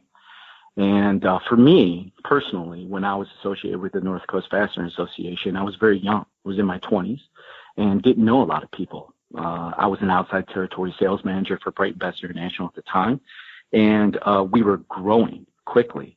And for myself to become the salesperson I wanted to be, I really needed to figure out what success meant, how to really morph myself into the manager I wanted to become. And there was many people out there that I sought out for advice, and they said, get on a board, get on an association, talk to people, and network. And that's the fastest way you can get to where you want to go. So I did. I was lucky enough to sit on a board with, people like, Marty Nolan from RL English, Scott Fadiga at KJ Fasteners, and various individuals like that. So when I did that, it really allowed me to grow as an individual and really hone my skills on becoming the person I wanted to become, and I really sought out my passion and what my focus really wanted to be, and that was education. And I saw very early on that education was probably the driving force behind our industry and our market, to make sure that we remain prevalent in the years to come. And let's face it, you could give Bob GQ Bear a run for his money in the fashion department too, so you're dressing for success, George. Well, I don't know about that. Bob is sharply dressed, that is for sure. But being part of the Midwest Fastener Association, and Bob and Rich and Jeff and Brian and Becky and all those guys over there, Nancy, I'm young there. I'm very young and really taking on a lot from that association, because the Midwest Fastener Association is very in tune with their market, their region, and they do a fantastic job of bringing situations like Section 301, Prop 65, Fastener Quality Act, pertinent material that our industry needs to know to the forefront so it can help their distributors grow. Yeah, I agree with that wholeheartedly. And though you brought up a couple of topics there that we want to touch on, before we jump over to the nuts and bolts of the nuts and bolts business, though, George. So how long total now have you been with Brighton? I mean, give us just a very quick thumbnail of your fastener career so far. Sure. My fastener career is really short, actually. However, I think I have some longevity. I've been with Brighton Best and Brighton Best only, and 21 years that I've been there. So December this year, it'll be 21 years. So although a very short career, or a short career in terms of how many people I've been with in Brighton Best, I started sweeping floors in the warehouse in Cleveland, Ohio, and really kind of morphed my way up to regional manager for the Midwest. Wow. Yeah, that's one of those stories. Yeah, it's a pretty good history. Yeah, congratulations on that. So, yeah, let's talk about very quickly Prop 65 and then the new Section 301 wrinkle in the industry, because we do definitely want to jump back into the world of GH3. You're a very interesting guy. So, to rewind back on episode 129 of the podcast, it focused extensively on Prop 65, which was the California Clean Water and Air Act. There's been some new developments. Carmen Vertullo was our feature for that conversation, and your name was dropped during that conversation because of some comments that you made, I guess on behalf of Brighton, while you were participating in a panel discussion at the MWFA annual tabletop event. So, we could pick up on it from there, but I mean, very quickly, did you have a reaction to that segment? I know you heard it. Did you have follow-up comments? Where are you on Prop 65 right now? Prop 65, Brighton Best is taking Prop 65 very seriously, and it's a fluid situation and one that continues to change. Not so much as what it entails and what the law is, but how we're going to react to it. Carmen is a wealth of knowledge, a breath of fresh air. He has done his homework and, as you know, knows his stuff. He is a Prop 65 guru. But one of his, he had some advice, I guess, if you will, on the last podcast, and really kind of challenged the distributors and the suppliers to put their big boy pants on and do their research. And I think Brighton Best International has, and we will continue to do that. I said at the panel discussion that we were thinking of labeling every box, in all of our boxes for distribution for Prop 65 to put the warning labels on there. And now it went from a generic statement that you can put on those labels to now a specific label in which that you have to put on the box. So since we've had that discussion in May, a lot of things and a lot of enforcement on what you need to do to comply to Prop 65 has changed. So we are continuing to work with our lawyers, our QA department, our engineers, independent labs, and our executive staff to become compliant in Prop 65. But that's not the only avenue. Labeling is not the only avenue. And we are going to look into all avenues to remain compliant for Prop 65. Well, and that's very good to hear and not surprising either. We would expect nothing less. But my question would be, did you get any blowback from distributors, lower tier distributors who you do a lot of business with, in terms of your decisions and how it may affect their businesses? I mean, that seemed like why a lot of our listeners were kind of scratching their heads or worse. I think a lot of our distributors want to know that we're taking this seriously, and not just Bright & Best, but all master suppliers out there. They want to know that they're protected. They want to know that we have their best interest at hand, and they want to know that they can trust in us to help them get past this. That's what I think that they want to know. Yes, I've received many phone calls, but they weren't frantic. They weren't frantic at all. They were more, let's talk. Let's have a conversation. Let's discuss about what you're thinking and how you're going to implement these changes and what we can do to help. And if anything, Eric, what happened on your podcast, your last podcast, was a breathtaking and a breath of fresh air, because it allowed us to come to the table, sit down, and talk about truly what's going on. And I applaud you and Brian for bringing this to the forefront, to creating a forum to discuss these situations, and allowing us to have an educational conversation with our distributors to come up with a solution. Okay, well, thank you for that, and we'll take it. I think in addition to that people who listened carefully also took away from that conversation the idea that this isn't a speeding train that we're right in front of. I mean, you have time to react. It's something definitely to be very much aware of, but you're not about to get squashed by it. That's absolutely right. I mean, we do have time, and we do have another 60 days to really understand what needs to happen. I think what you will find probably in the next 2 or 3 weeks, you will find master suppliers making a choice, making a decision as to what they're going to do that is best for their organization. And I think you'll start hearing from them. The letters will be sent out, and a decision will be made as to where we're going. But that's not the end of the conversation, right? That's only the beginning. From there, what happens is now we sit down and we talk about how we're going to continue to process this and to take on all opportunities that might be awaiting us in California. What I hate hearing is that this is a deterrent from growing the economy or growing opportunities in California. And that's the last thing I want to hear from a $100 distributor or a mid-tier distributor. I don't want them to deter from sales or deter from opportunities or stay away from something just because something might be hard or difficult or a challenge. And we're going to do everything that we can to support our distributors and be prevalent in California. Eric, Brian, our headquarters is in L.A. Yeah, I know. We have 300,000 square feet of material there. Yeah. We're not going anywhere, so we need to make sure that this works.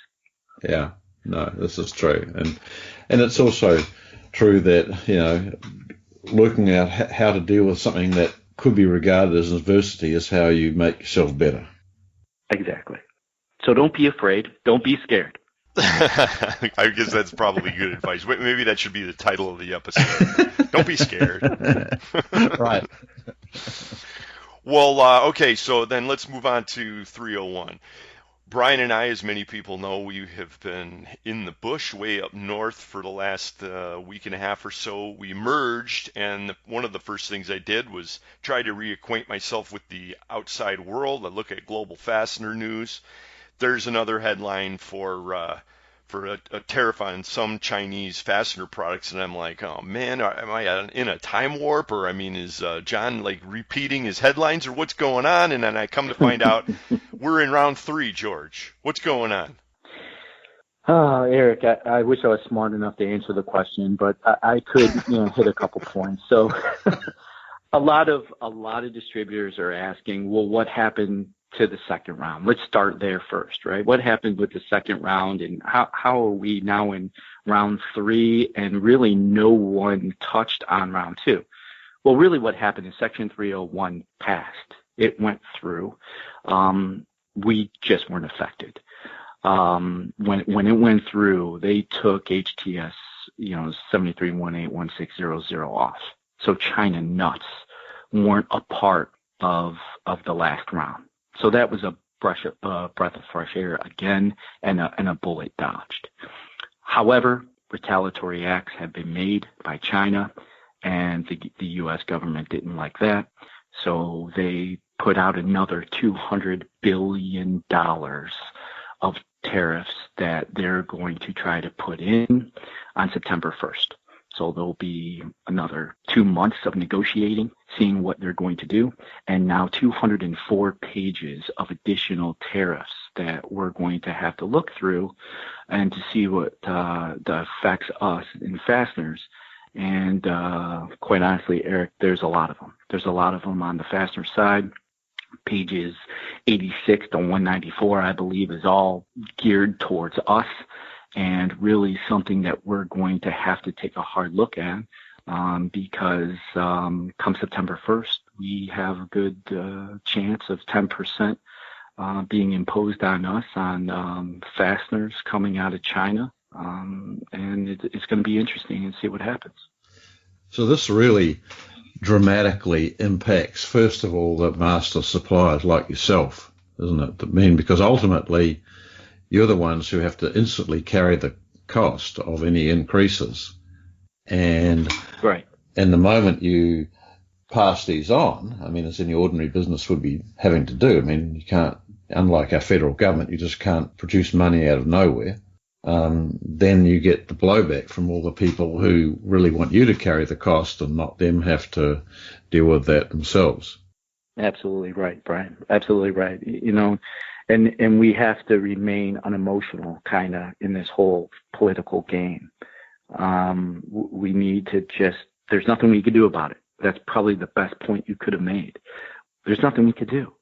And we are going to have to see how the political world shapes up and what this trade war is going to do to us, and we're going to have to take it and run with it.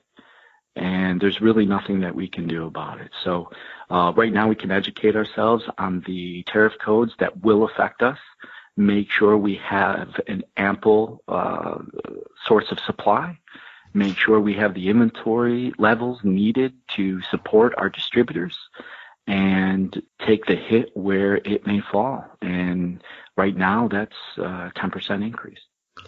I mean, you do have recourse, not you personally, but the industry has a recourse because they need to get involved in Washington because ultimately that's where these rules, laws, crazy or otherwise, are set. And, I mean, the industry needs to have, I guess, access to lobbyists, doesn't it? I mean, every other industry does. Yeah. Lobbyists, lawyers, they're going to need to, again, do what's best for their organization and really petition to the U.S. government, to the USTR, and let them know that the tariff codes that they have on these 204 pages really have nothing to do with intellectual property or anything else that they might be saying that they need to impose these tariffs on to help protect the United States. Since you've only been in the fastener industry a meager 21 years, you were probably coming in just at the beginning of your career was the whole Fastener Quality Act issue. And of course it's before our time too, really, but the way it's been described to me, that was a time when the industry really joined together politically and at least exercised some amount of influence in Washington, and actually that was the origin of the Fastener Industry Coalition. Yeah, correct. I wonder if it's time for the Fastener Industry Coalition, or maybe the NFDA, really the only other national distributor organization. I mean, I wonder if it's time for one of these groups to step up and unify the industry. I think it is. And you called it out. The Fastener Quality Act of '99 was really something that brought our industry together on. It really forced us to band like brothers and decide what was going to be best for our market and our industry so we can remain prevalent for the next 100 years. Section 301 and Prop 65 are similar. They're similar in their own right because it allows us to get together as equals and as partners and not competitors and figure out how we're going to tackle this so that we can continue to be successful in the many years to come. And you touched on, the associations really got their strength and really beginning to take off in the late 90s, early 2000s because of the Fastener Quality Act. And I believe that if we have someone like the NFDA who would reach out to all the associations, including the FIC, and come together and sit down like a round table, at Camelot, and put all their swords down and look across that board, and everyone has a say, and do what's right and what's best for the industry and the market, and not for their individual chapter, the fastener market, the fastener world would be a better place.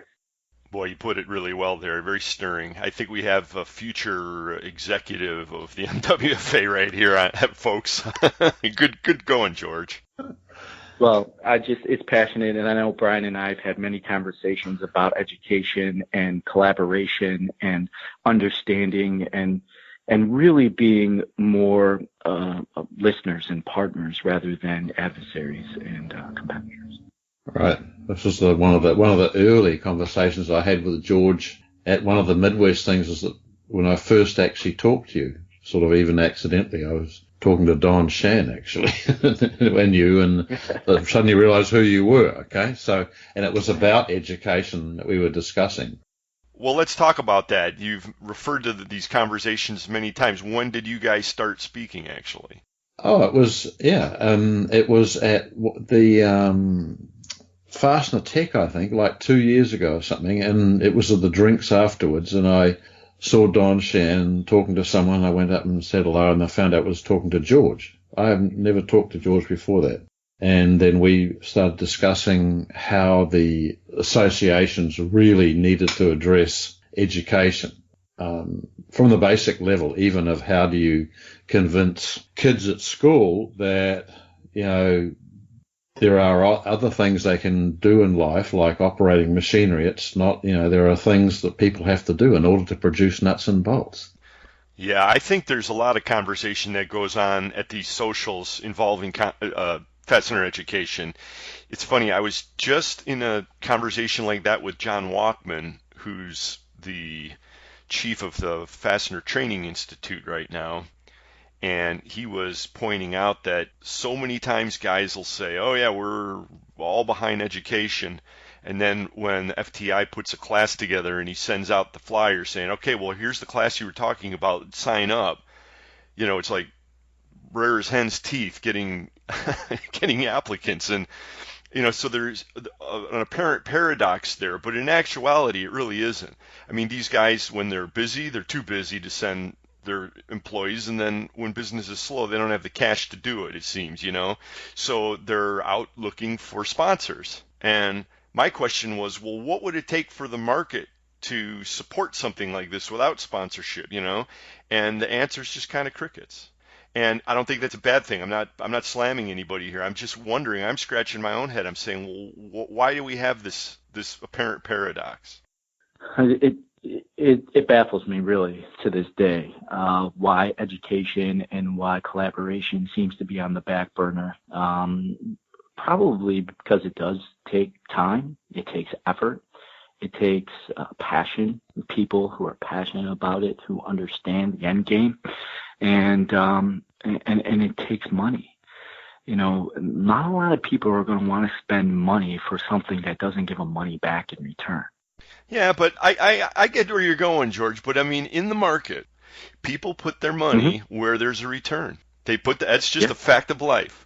So why don't they see the return? Well, we've talked with people recently who have gone through, say, the Fastener Training Week program, and it is an outstanding program, unquestionably. Yeah, people know that it is, and there's undoubted value there. So why isn't the market supporting it? We need to. That's really the answer. We need to. We have the same problems with the associations. We have the same problem with MWFA. I know NCFA. It's time, it's effort, it's getting to these owners, decision makers, letting them know that it is valuable for their people to leave work for a week and spend $1,000 to $10,000 per individual, per employee, to invest in that employee to give them the tools to succeed. They have to understand and realize that.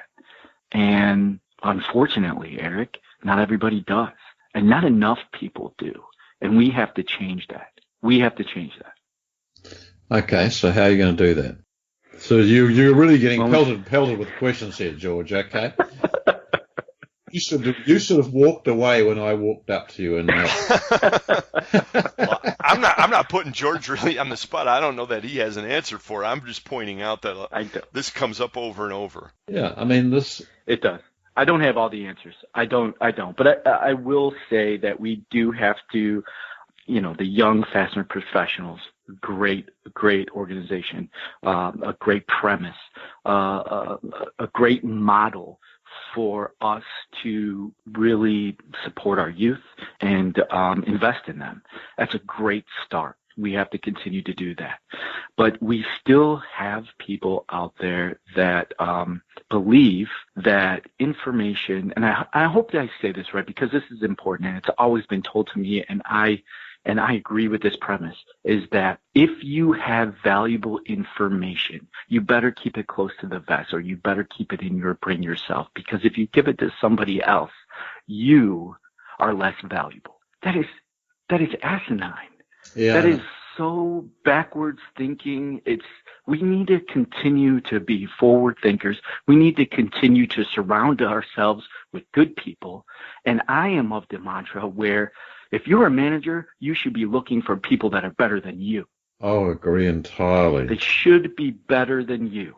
And if whatever you have, whatever sense of wealth you have, whatever sense of value you have, whatever your focus is, you better be able to share that. That's your legacy. That's what you leave behind. I mean, people are too wrapped up about themselves and individuality and what they leave behind. Leave behind a legacy of education. Leave behind the organization you work for in a better place than what you came in at. That should be your legacy. That should be your mantra. That should be your focus. Yeah, I think we're strong supporters of the individualist and the philosophy behind it, but I know exactly what you're saying, and I think that's very well put. It could be used around the industry a lot more to our mutual advantage. Very, very well put. So having said all this and hearing your impassioned speech on that topic and others, it's not real surprising. You listen to a lot of political podcasts, don't you? I do. I always say my vices or what my hobbies are political, sports, and beer, not necessarily in that order. And quite honestly, as I've gotten older, my vices have matured. So beer's kind of morphed into scotch and cigars. So that is what that is, I guess. Natural progression, my friend. But yes, I do listen to a lot of political stuff. Okay, so you must be pulling your hair. Oh, no, bad way of saying that. You must be really frustrated these days. I don't know if frustration's the word. I mean, I really don't. I'm a political honk in the sense that I don't pick red or blue. I just like the decision-making process in politics. I'm interested in the game. I'm interested in the charade. I'm interested in the, wow, why did he go in that direction? I wonder what he was thinking there. Politics to me is like chess. It's like chess. You're not looking at your next move. You're looking 4 or 5 moves ahead, and that's business. And that's why I think I really have gravitated to politics. So then another question relating to politics, George, is I know that you have a deep knowledge of the history of the United States too. And the people who don't know you so well wouldn't know that you chose the names of some of the U.S. presidents as the names of your own children, which I think is an extraordinary thing. So now please tell us what your reasoning behind choosing these names. You know, I did, and God bless my wife. She wasn't on to me until my third, which was Reagan, and she kind of gave me the hairy eyebrow and said, something else is going on here. So I had to come clean. And let her know what I was up to when we had our 4th, which was Pierce. So to go back a little bit, Brian, so my eldest son, George, he's the 4th. And 4 plays a very important role. It's my favorite number. So there's kind of a link here. So George Hunt the 4th, my eldest son, obviously George being any one of the 3 presidents that have been named George, that's there, but he's the 4th. So then you morph into Madison, which I named her Madison because James Madison, founding father, sponsored the Bill of Rights, was the author of the Constitution. I mean, he was really prevalent in my desires for the political game, so I wanted a Madison. But also, Madison was the 4th president of the United States. Right. So she kind of gets linked with the 4 as well. Then Reagan, I loved Ronald Reagan. That was easy to do. We all loved Ronald Reagan. I don't think there is one person that I've came across that actually had anything negative to say about Reagan. He reminds you of great times and considerable growth and just a strong leader. Ronald Reagan was also the 40th president of the United States. So you get morphed into that number 4 again. And then lastly, Pierce. Quite honestly, Franklin Pierce was probably the worst president our country ever had. But that's saying a lot, man. He happens to be the 14th. Wow, okay. He happens to be the 14th president of the United States. So that's the lineage of 4, and it's the only one I could get my wife to actually agree to on the name because she liked Pierce. So that's where he comes in. Yeah, it's a cool name, that's for sure. But as memory serves, and I don't know that much presidential trivia, but I think he's the only guy who died of drinking too much. Although Ulysses S. Grant was probably a close second. The only one that was tied to it anyway. Yeah, he had cirrhosis of the liver. But, Franklin Pierce was a likable guy. He just had a bad family situation. His wife was mentally ill, and he had some deaths with his children while in office, too. So, yeah, he had a tough go as a family man. Probably would have fit in well in the fastener business, though. Yeah. Well, we would have understood him, that's for sure. Now, did you ever think of naming your son George III Jr.? No. So George is in the family. The interesting part of that is, my great-great-grandfather was Francis George Hunt the 16th. And then we came back, and my grandfather was George Francis Hunt, then Jr., then me, then my son, the 4th. So hopefully we have some longevity in this.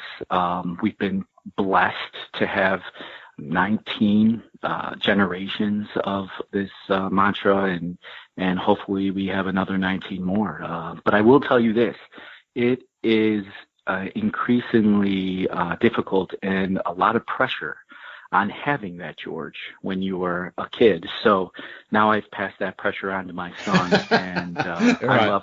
I love it.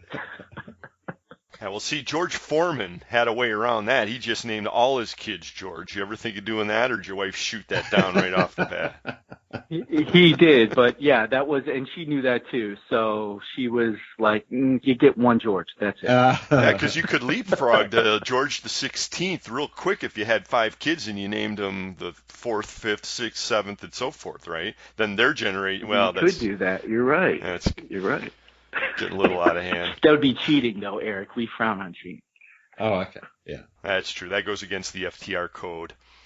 Well, I have one very small story about your son, George. At least I'm pretty sure it was George. He came to one of our NCFA meetings when we had some of the guys from the Cleveland Indians baseball team, their back office, and they were the guest speakers. And so there was a pretty cool raffle that happened afterwards. And the first guy won, I don't know what it was, George, you probably remember, it was a signed baseball or a jersey or something like that. And the guy who won it actually donated it to your son. So he did. Yeah, and that started, this speaks not only to what a cool guy you are for bringing your son to this thing, but also to the generosity of the fastener industry. So this started a trend. The next guy who came up, he couldn't not donate his award or his prize to your son. And then that started. I don't think there was one guy who kept this prize. Your son walked out of there with thousands in cash and prizes that night. He cleaned up, that's for sure. And he still has all of that. He still has all that. And you're right, Eric. I mean, this is a great band of brothers, as I said before, and sisters. And, quite honestly, it's a close-knit group of individuals. The mantra continues to be, once you're in, you can never get out. You know that better than anybody, Eric.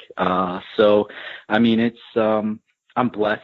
I really am blessed and fortunate to not only be a part of Brighton Best International for as many years as I've been, but also to be associated with this industry because I have met a tremendous amount of people, and I love what I do. Well, here's another personal question for you then, George. People say that you're definitely one of the busiest guys out there. I mean, you're constantly going, and you're dedicated to self-improvement, dedicated to doing the best that you can for BBI and the industry, frankly, let's face it. And at the same time, you've got a great way, apparently, of balancing life, family, business. What do you do? What's your secret, and how do you stay motivated to keep it up for BBI? I married a great woman. She really does everything at home and our personal life and takes care of it all so that I can focus on nothing but work. And I would say 8 or 9 years ago, she made a change too in my professional career. And that was when I'm at home, she takes the laptop and the cell phone away. Okay. And so I'm dedicated. I'm all in. Before I couldn't say I was like that. The cell phone was going on at 9:30, 10 o'clock at night. I was doing emails on the weekend. And although it was going well professionally, personally, it was draining. 4 kids and a wife. They want some alone time too. So she's very, very good about, Monday through Friday. You do it. You do it hard. You go 110 miles an hour. You be you. But when you come home on Friday at 5 o'clock, I get your laptop and I get your cell phone. And that's it. You're mine. And I can't tell you how great it's been, not only for me professionally, but personally. I'm fresh. I'm recharged. Come Monday morning, I'm ready to hit the streets and give them my full attention. But too, at home when I need to be there, and I need to be there for my kids. I need to be a husband. I need to be a father. I'm there too. So my suggestion, my advice, marry a great woman. And learn how to put the cell phone away. Yeah. That too, Brent. Right. Well, that's great advice. I think a lot of people are happy to hear that. I really do, because I think people sometimes, I don't know why, but they're afraid to say that anymore, which they shouldn't be. Right. So I've got another question for you, George. It's a masculine industry. Apart from Rosie the Riveter, okay? At what stage, sweeping the floors in BBI, did you decide that it was an industry actually you wanted to be in? I mean, sweeping the floors is not a good way of learning how to become fascinated in an industry, okay? Wow, Brian, you're good at these questions. You've been doing this for a little while, huh? So in a former life, I was a musician.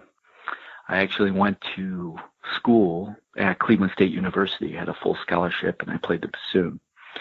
And my goal was to be a music therapist. In the interim, I swept floors at Brighton Best from 3 o'clock in the afternoon to 6 o'clock in the afternoon. As you know, I was born into the industry.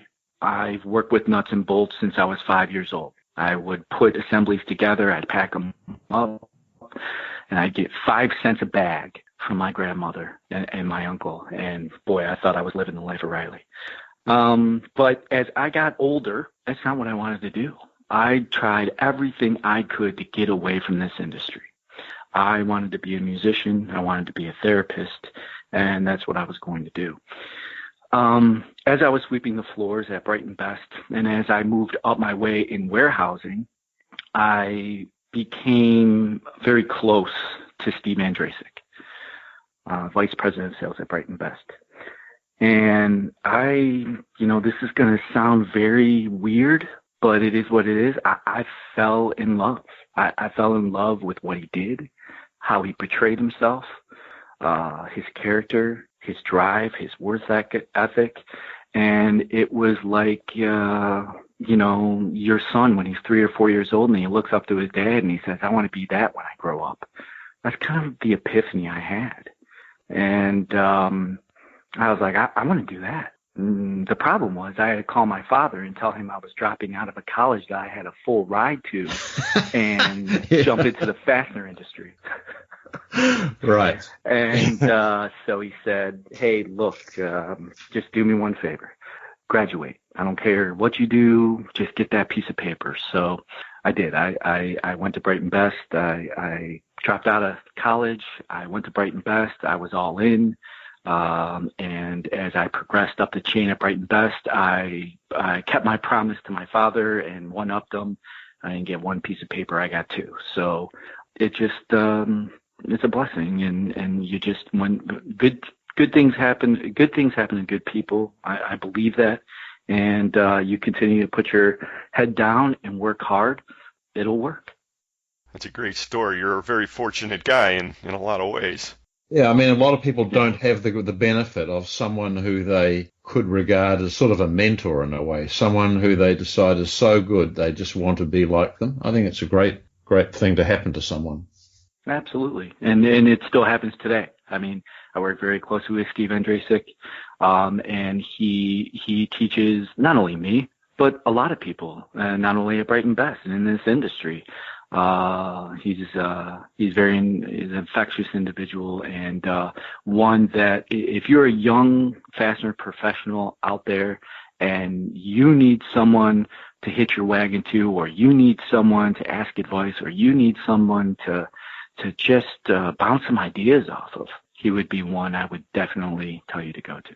Yeah, you'll never hear a bad word about Steve. Do you want to give out his cell number right now? No, we won't do that to you, Steve. No, his wife might have taken it away.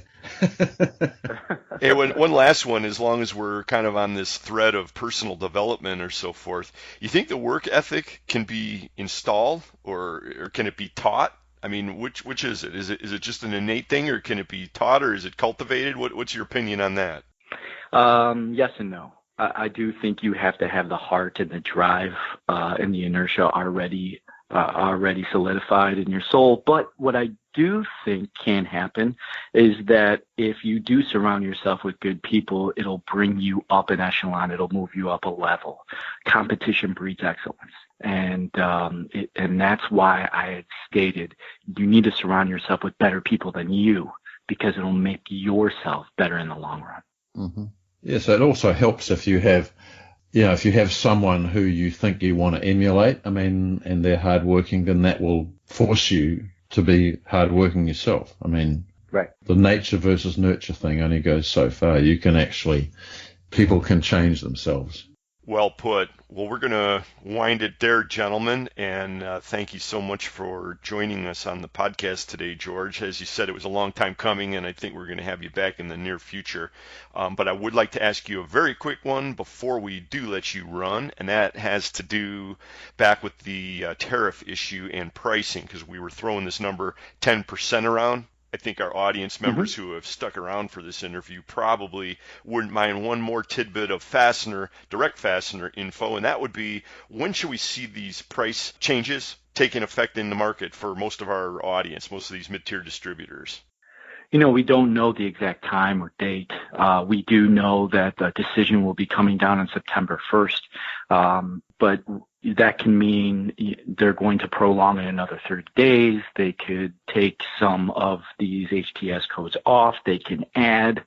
So September 1st really is the date where you need to reconvene and come back and take a look at what the government throws out there so you can update yourself with what's going on.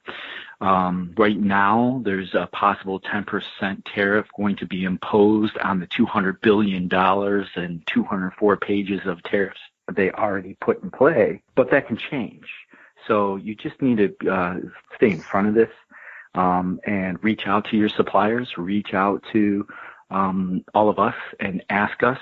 We're on top of this daily. And if we don't have the answer you're looking for, we will go and find it for you. We will help you. So if you need our help, reach out to us. We're more than happy to talk to you about it. So then, just to be clear, during round one of all of this, I remember people coming back from the Taiwan show, and it seems like news had just hit the street and the prices were already built in, even though they supposedly weren't going to be taking effect for some time. That has not happened this time. Right. That has not happened this time because we, fool me once, shame on you. Fool me twice, shame on me. So that's kind of the mantra we're taking. We want to take a step back, see what's going to happen, make sure that we tighten up everything that we can to tighten that up and see what comes down on September 1st. Remember, in round two, they took off the nuts. So they might take some of these other ones off. They might add some. We don't know. But September 1st is a valid date that you should look to see if what's going to happen with your pricing.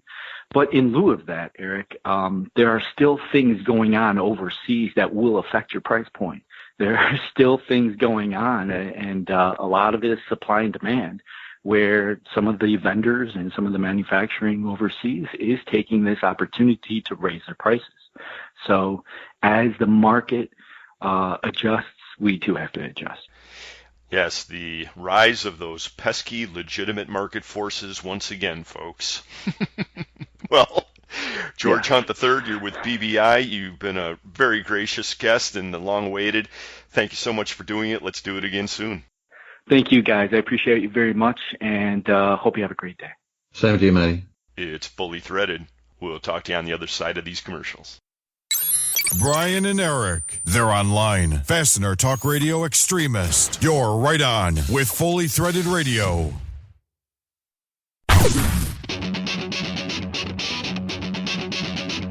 When top quality and outstanding service are at the top of your list in fastener suppliers, turn to Stellfast. Since 1976, Stellfast has grown to become an industry-leading importer and manufacturer of the highest quality industrial fasteners, specialty items, and automotive parts. Our array of facilities across North America and in Asia, along with full quality control labs and ISO 9001-2008 certifications, ensure the highest quality parts, and at Stellfast, they're delivered with undisputed service excellence. We're family-run and dedicated to your success. Our customers have come to depend on the expertise of our staff and the quality of our products. We also offer a wide range of secondary services to meet some of the toughest requirements you might have. Contact Stellfast today through our website at www.stellfast.com and put us to work for you. Stellfast. Service you deserve, people you trust.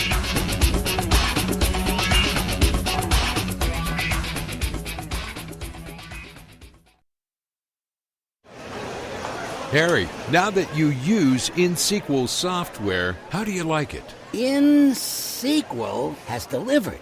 They truly are written for fastener distributors. It's affordable and their support staff is great. We found InSequel's support staff has depth. They know our industry, and they certainly know their software. I see they've helped you pronounce InSequel. Yes, but what does in SQL mean? Is it written in SQL? Is the data stored in SQL? Are they located in SQL? InSequel uses the industry standard Microsoft SQL database, which is why it's so powerful and easy to use. Oh, the database is stored in SQL. I don't even know where that is. I hear it's a nice place. Harry, InSequel uses a SQL database because it's current technology and your data is completely accessible. No more expensive custom reports. Is that why in SQL is so easy to use? Where is SQL on the map?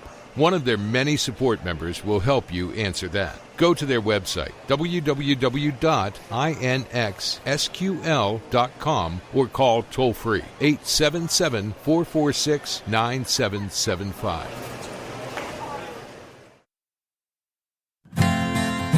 ND Industries has been solving customers' toughest problems through innovative technologies, competitive pricing, and industry-leading service since 1955. A family-owned business, ND Industries manufactures and applies fastener locking, bonding, sealing, masking, and assembling products. Their pre-application process makes fasteners ready to use at the point of assembly, resulting in reduced labor costs, time savings, and superior quality assurance. As a fully integrated company, ND handles all aspects of operations, from formulating custom chemical compounds and coating fasteners to providing inline inspection, packaging, and delivery services. ND Industries serves the global market with 13 divisions in the continental U.S. and also facilities in Taiwan, China, and Turkey. Learn more about ND Industries at our website at www.ndindustries.com.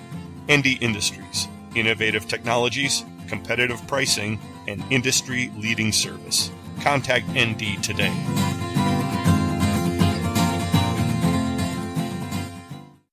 I need quarter 20x2 zinc-plated socket head cap screws ASAP. My customer has a line down and needs Saturday delivery. Help! Solution Man Ken. I have over $1 million in zinc-plated sockets in stock, and I'll gladly drop ship directly to your customer on Saturdays. Visit the Solution Industries website for details at solutionind.com. Is there anything you can't do, Solution Man? When it comes to fasteners, nothing I can think of, ma'am. I'm not too good at bowling, though.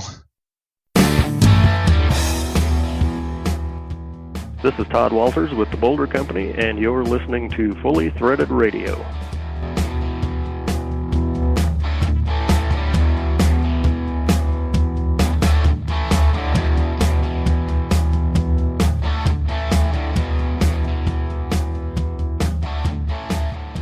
Well, Bri, it was good getting to know George Hunt III a little bit better.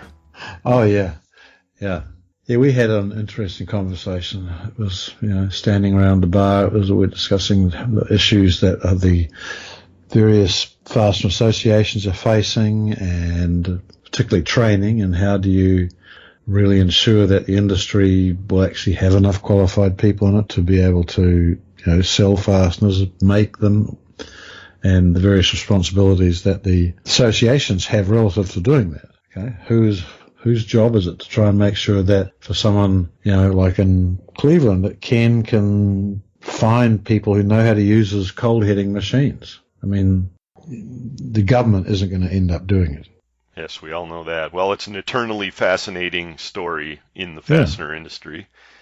And also, given the interesting story of how he named his kids, and then my kind of kidding around with him about George Foreman, had I been faster on the draw, I would have whipped out the George Foreman, F-O-U-R. Yeah, correct. Idea a lot sooner, and we would have had a good chuckle, but I didn't do it, so here I am shoehorning it in.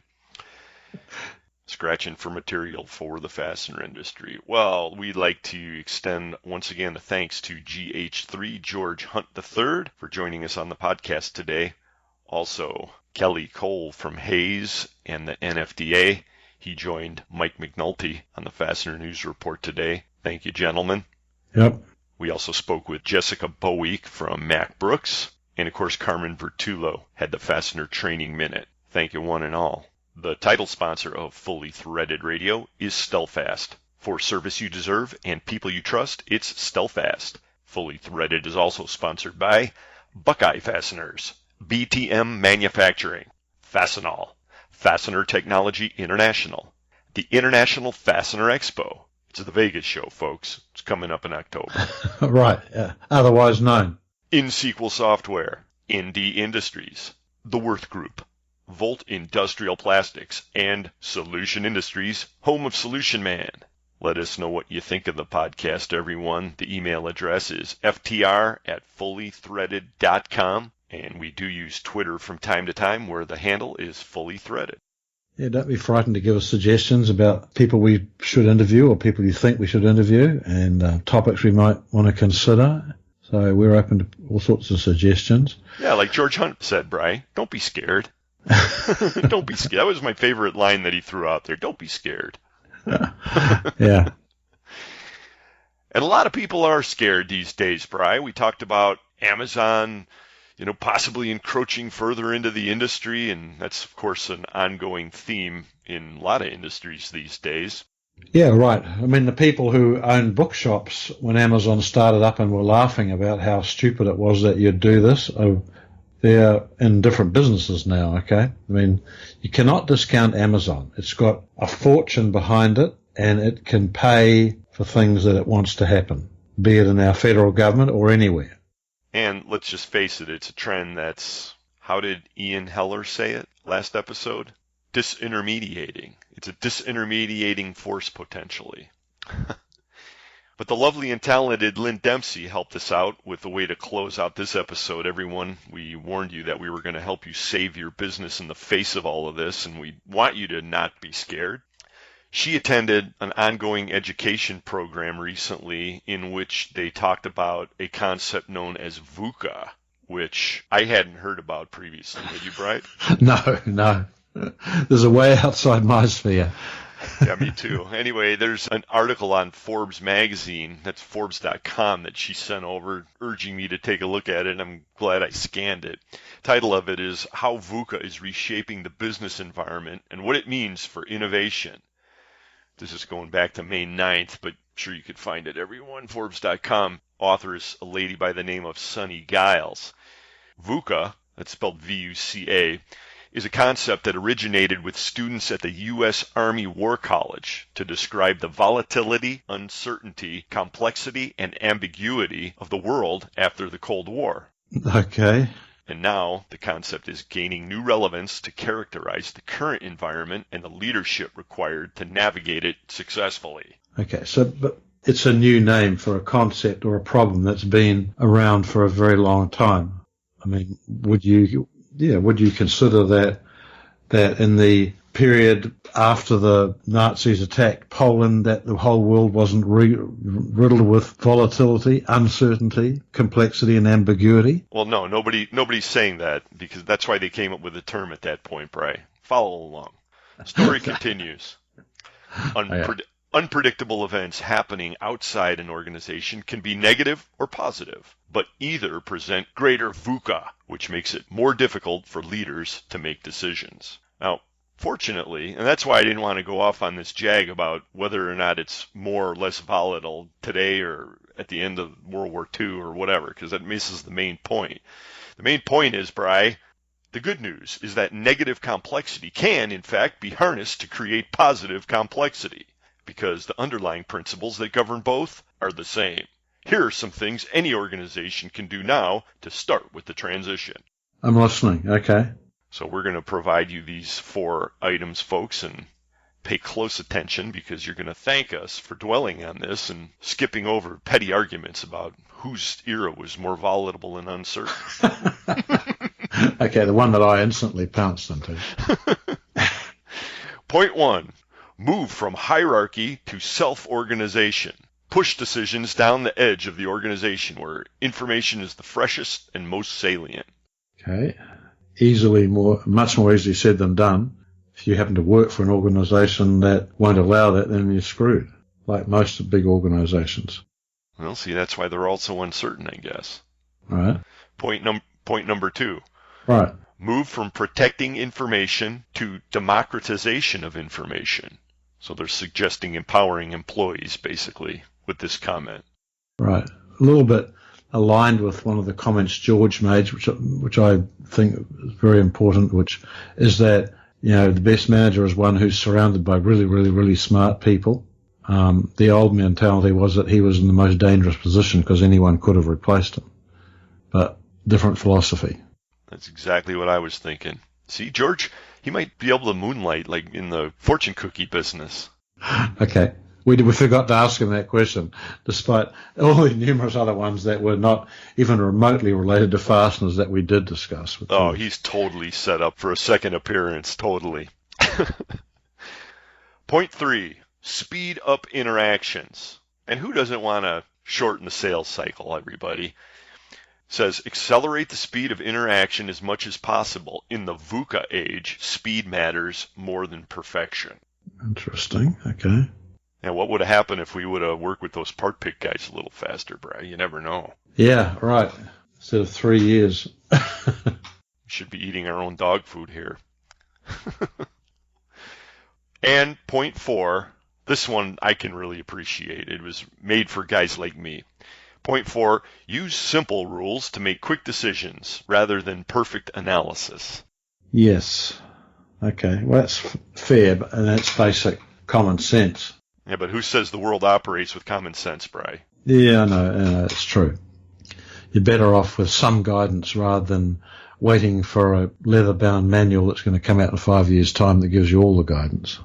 Again, everybody, these are 4 steps you can take to remedy volatility, uncertainty, complexity, and ambiguity in your business, which seems to be endemic these days with the likes of disruptive technologies and companies appearing all over the place and threatening our very way of life. Well, and I hope it's just not another one of these words. I mean, if you hear VUCA turning up in conversation, then be very afraid, okay? It'll be like my friends in the media from like 10 years ago suddenly inventing this word gravitas and everyone repeating it. Oh, Bri, we've got to... No, folks, don't pay attention to what he just said. We want you to not be afraid.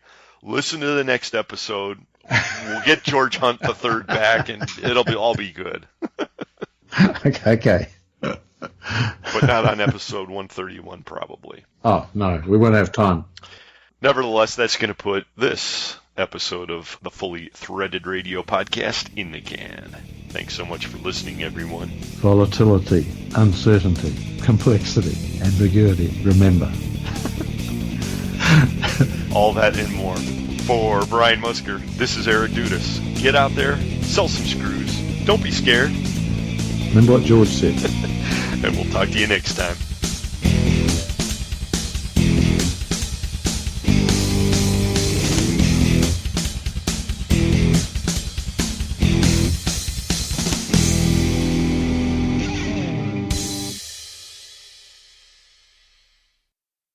Fully Threaded Radio is a production of Fasteners Clearinghouse. Music provided by Audionautics.